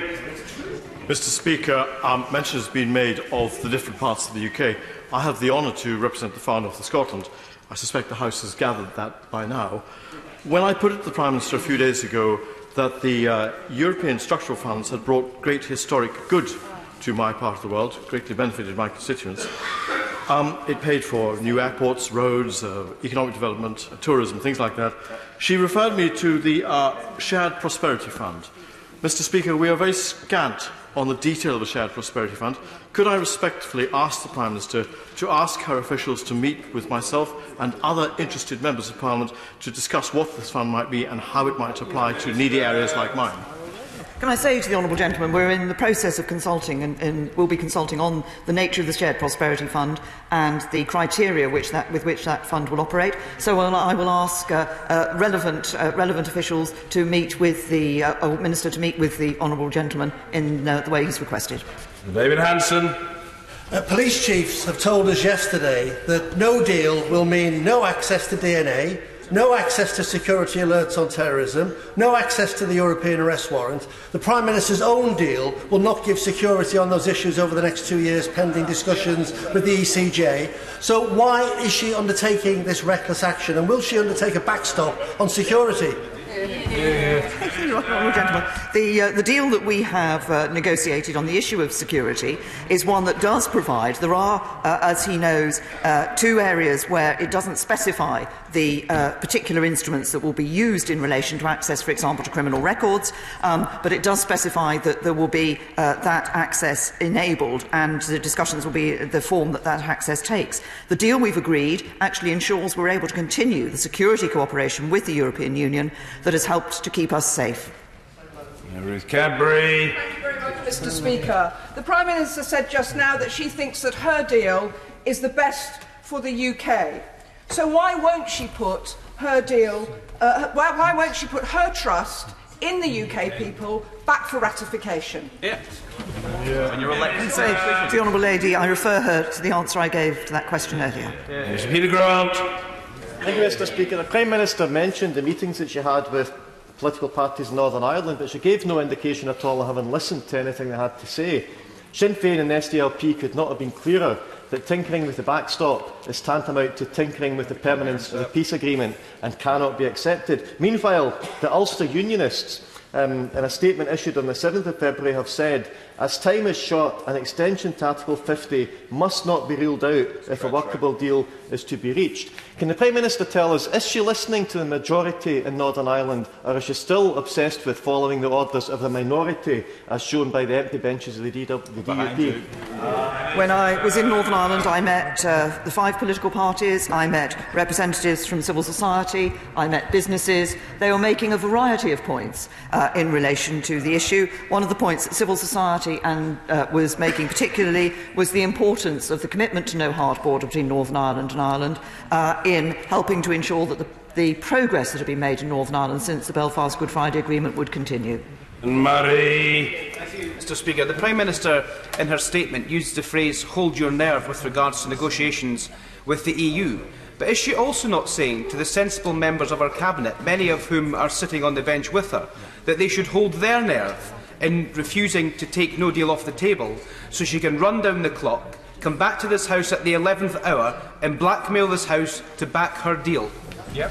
Precisely what you I say to the honourable gentleman that the choice that this House will face, and this choice will come at whatever point, but I believe it should come before the 29th of March, so we can deliver on the 29th of leaving the EU on the 29th of March. The choice that this House will face and members of this House will face is very simply whether they do want to leave with a deal or whether they want to leave with no deal. Because unless you stay in the European Union, the only way not to have no deal is to agree a deal. Brendan O'Hara. Since her drubbing in this House in January, the Prime Minister has sought to reopen the withdrawal deal.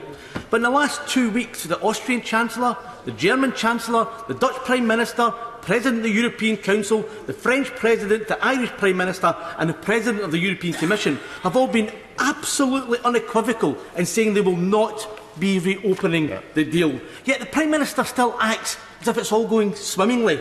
So can she tell us which one of that group does she expect to blink first?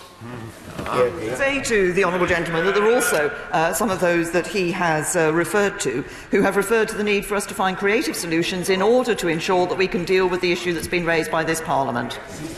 Adrian Bailey. Speaker, so far the Prime Minister's Brexit policy has involved transport arrangements with no ships, a facilitation arrangement in Northern Ireland with no facilitators, and a backstop arrangement that doesn't actually stop anything. On top of that, we've been promised meaningful votes that disappear like mirages as we get near them. When will the Prime Minister get real and recognise that only a customs union with the EU will sort the Northern Ireland border issue, protect our manufacturing and command a majority of this House? I say to the honourable gentleman that it is not the case that the only resolution of the issue of the border between Northern Ireland and Ireland is the customs union with the European Union. Rachel Maskell. Mr. Speaker, the government's own economic analysis, which was on the Chequers deal, not the Prime Minister's disastrous deal, demonstrated that our nation and the people of our country are going to be significantly poorer. Why does the Prime Minister think that without a customs union, that people on these benches, Labour MPs, are going to vote for people to be poorer by following her deal? Say to the honourable lady, first of all, I did make clear that the deal that the government had put forward was analysed in the economic analysis. We recognise that the political declaration that is part of the vote that took place in the House of Commons did not analyse the political declaration. There wasn't economic analysis of the political declaration because there are elements of that that are not yet tied down and agreed. However, variations were indicated within the economic analysis. A mid-term variation was in relation to friction at the border, was indicated. What can I say to the honourable lady? That it is not the case that we will, leaving the European Union, the analysis shows that leaving the European Union and the deals that are proposed would leave us poorer than we are today. What it does show is differences in the growth in the economy under the various deals, but we're leaving the European Union, compared to staying in the European Union, but we're leaving the European Union. And the analysis showed that the deal that the government had proposed was the deal that was best for respecting the referendum and protecting jobs in the economy. Geraint Davis. Mr. Speaker, the Prime Minister is offering a choice between being shot in the head with a no-deal Brexit or shot in the foot with her Brexit. When will she realise that the best way of getting her deal through this House is with the proviso that it will be ratified by a public vote, when the public can judge between her deal and the existing deal staying in the EU, and if they opt for that, we'll save 2 years of the transition period and can get on with the jobs at hand. I'm not quite sure what timescale the honourable gentleman thinks he would save by having a second referendum, because that in itself would take considerable time to take through this House and to put in place. But I will respond to him in the way that I've responded to others. I do not believe it's right to have a second referendum. I believe it is right to deliver on the result of the 2016 referendum. Mr. Speaker, the Prime Minister could achieve a majority in this House if she were just to recognise the scale of the defeat that she had on her deal recently and bring forward an amendment to her red lines on a customs union with British say and trade deals. That would be the way to break the impasse, but she doesn't seem to be prepared to do that because it would break her own party in the process. So it's party before country. But she's also presenting a false choice to Parliament by saying that it's a choice between a deal or crashing out with no deal. We know for a fact that the Prime Minister has the option, if it came down to the wire, the last 24 hours, that she could revoke Article 50 and stop the clock to save us from a disastrous no deal.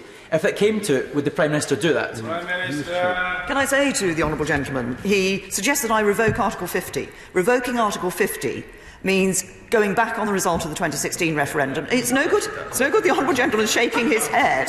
What the European Court of Justice made clear in its determination was that it was open to an individual member state to themselves request a revocation of revoke Article 50, but that meant actually staying in the European Union. Of course, B for Brown comes before G for Grey, but on the other hand, A for Airdrie comes before K for Kilmarnock. Mr Neil Gray. Thank you, Mr Speaker. The Prime Minister asked us to hold our nerve and essentially to trust her, but doesn't she have a nerve in asking us to support her plan when it's been her plan, her deal, her intransigence for 30 months that has got us into the mess? And how can we trust her when she continues to run down the clock by wasting her time this week and next by retabling a motion from last month, and she continues to gamble a no deal in front of us in order to put her party, her position, ahead of the people? What the government is doing is taking the instruction of this Parliament, which was to get changes to the withdrawal agreement, get changes to the backstop, so that this Parliament can agree a deal. That's what we're working on, and that's what we're determined to deliver. Yes, indeed. Mr Alan Brown. Thank you, Mr Speaker. On the trust me and hold our nerve theme, let's look at the no-deal preparations in terms of ferry contract. Using the emergency procedure exemption for direct awards to the ferry companies in breach of European rules. An award to a ferry company with no ships and negative assets. Yesterday at the dispatch box, the Transport Secretary said, "Don't worry, it hasn't cost taxpayers money." We now learn there's been up to £800,000 spent in external consultants. And at the dispatch box, the Transport Secretary ducked issues about legal challenges whilst the Department was in court.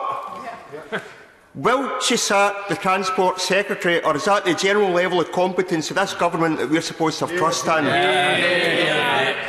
No, and can I point out to the honourable gentleman, he talks about monies that have been spent. Money was indeed spent on securing all of the contracts that were let. That was third-party due diligence was properly carried out, and it would have been carried out regardless of who the agreements were entered into with.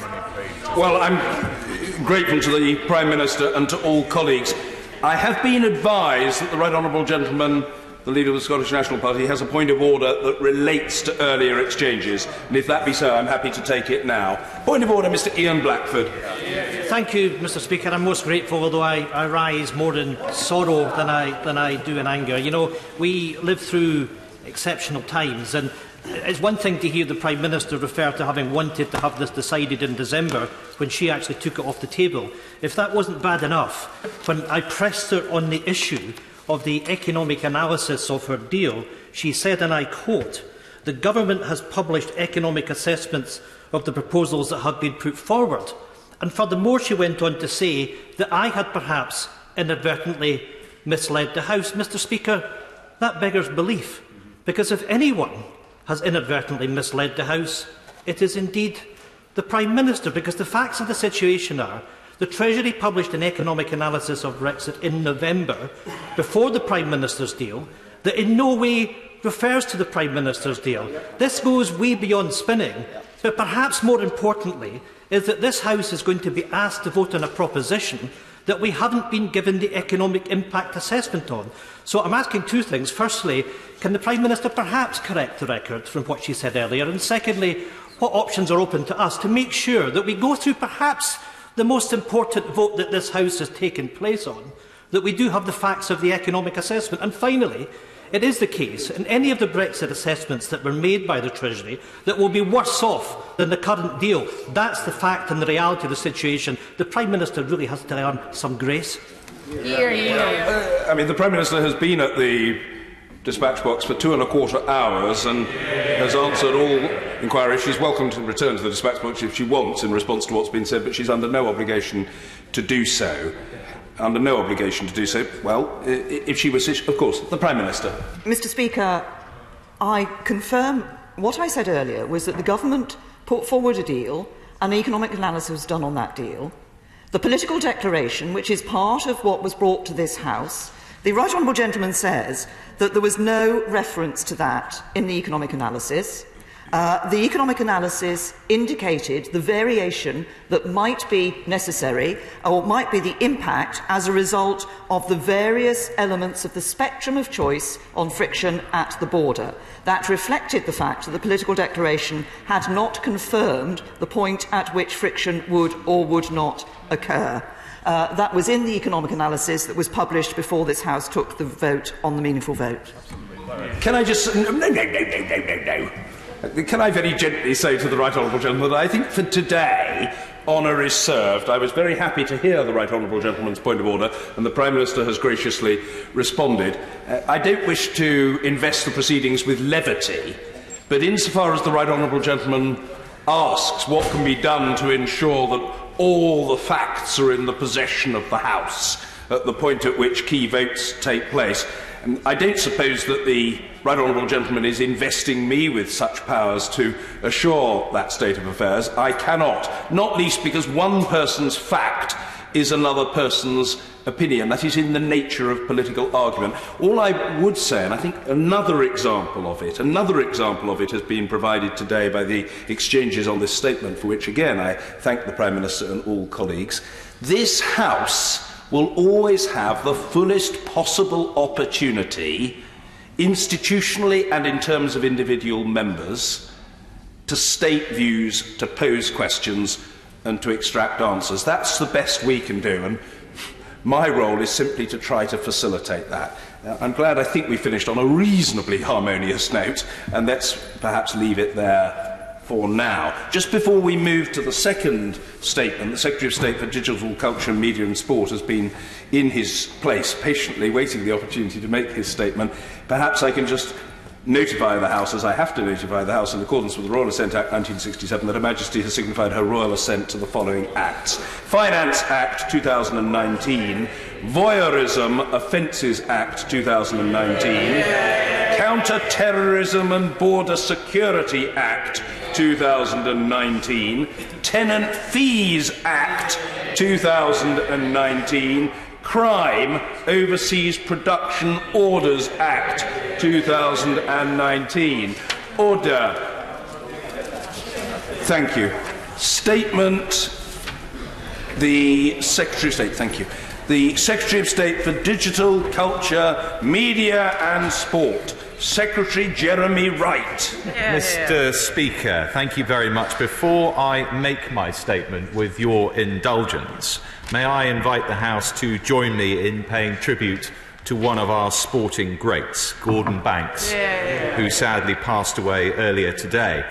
One of football's finest ever goalkeepers and a vital part of England's World Cup winning team, his performances for club and country leave behind an exceptional legacy.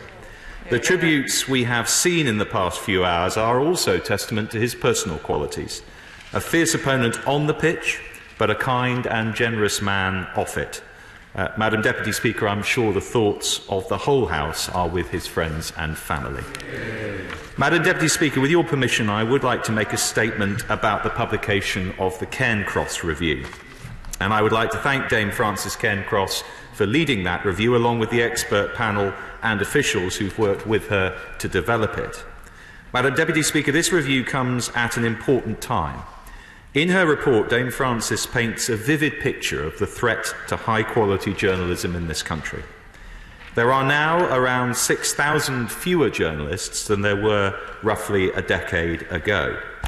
Print circulation of daily national papers fell from 11.5 million in 2008 to 5.8 million in 2018.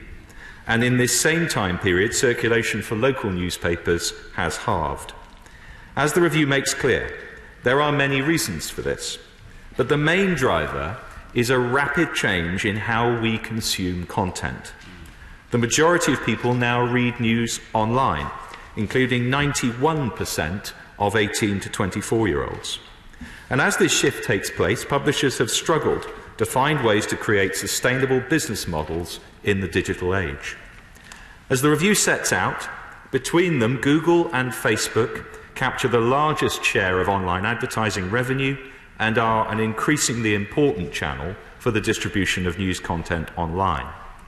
They also hold an array of data on their users that news publishers cannot possibly hope to replicate, which further strengthens their position in the digital advertising market. This combination of market conditions threatens to undermine the future financial sustainability of journalism.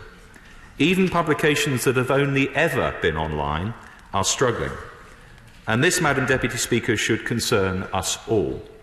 Dame Francis notes that while high-quality journalism is desirable, there is one type of journalism that society and democracy cannot do without, and that is public interest journalism.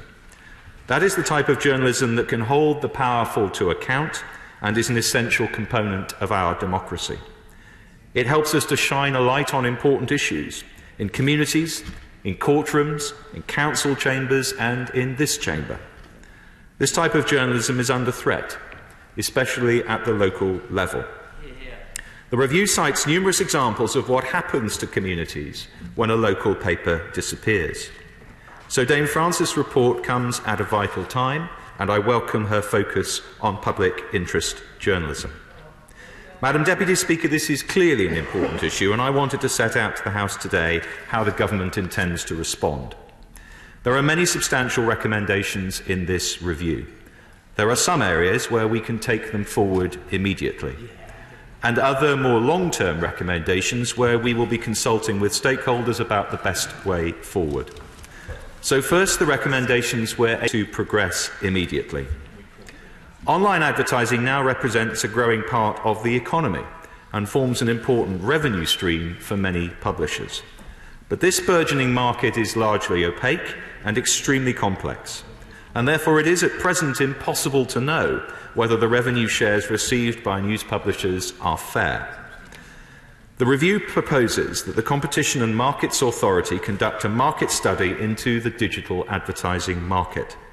The purpose of this study would be to examine whether the online marketplace is operating effectively and whether it enables or prevents fair competition.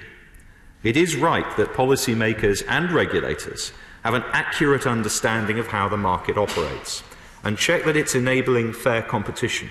And I have today written to the CMA in support of this study. I will also urge Professor Jason Furman to treat the Cairncross Review as additional evidence as part of his ongoing inquiry into digital competition in the UK, which is due to be published in the spring.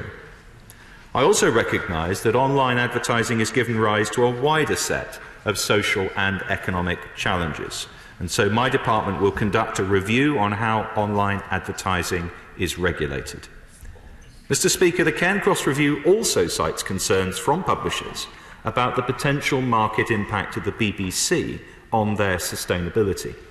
They argue that the BBC's free-to-access online content makes it harder for publishers to attract subscribers. The review also questions whether the BBC is straying too far into the provision of softer news content, traditionally the preserve of commercial publishers, and suggests this might benefit from the scrutiny of Ofcom. Madam Deputy Speaker, let me be clear that the Government recognises the strong and central role of the BBC here. As the review states, and I quote, "The BBC offers the very thing that this review aims to encourage, a source of reliable and high-quality news with a focus on objectivity and impartiality and independent from government." However, it is right that the role of the BBC as a public service broadcaster is appropriately transparent and clear. The review recommended that Ofcom should assess whether BBC News Online is striking the right balance between aiming for the widest reach for its own content and driving traffic from its online site to commercial publishers, particularly local ones. Of course, some of these questions were addressed as part of the Charter review process, but I have written today to ask Ofcom to look carefully at the review's recommendations and identify if there are any new concerns deserving attention. For instance, there may be ways in which the BBC could do more to drive traffic to commercial sites, particularly the local press. Another recommendation from the review was a proposal for 2 separate forms of tax relief for news publications, one of which is intended to bolster the supply of local and investigative journalism by enabling it to benefit from charitable status. The review noted that in the USA,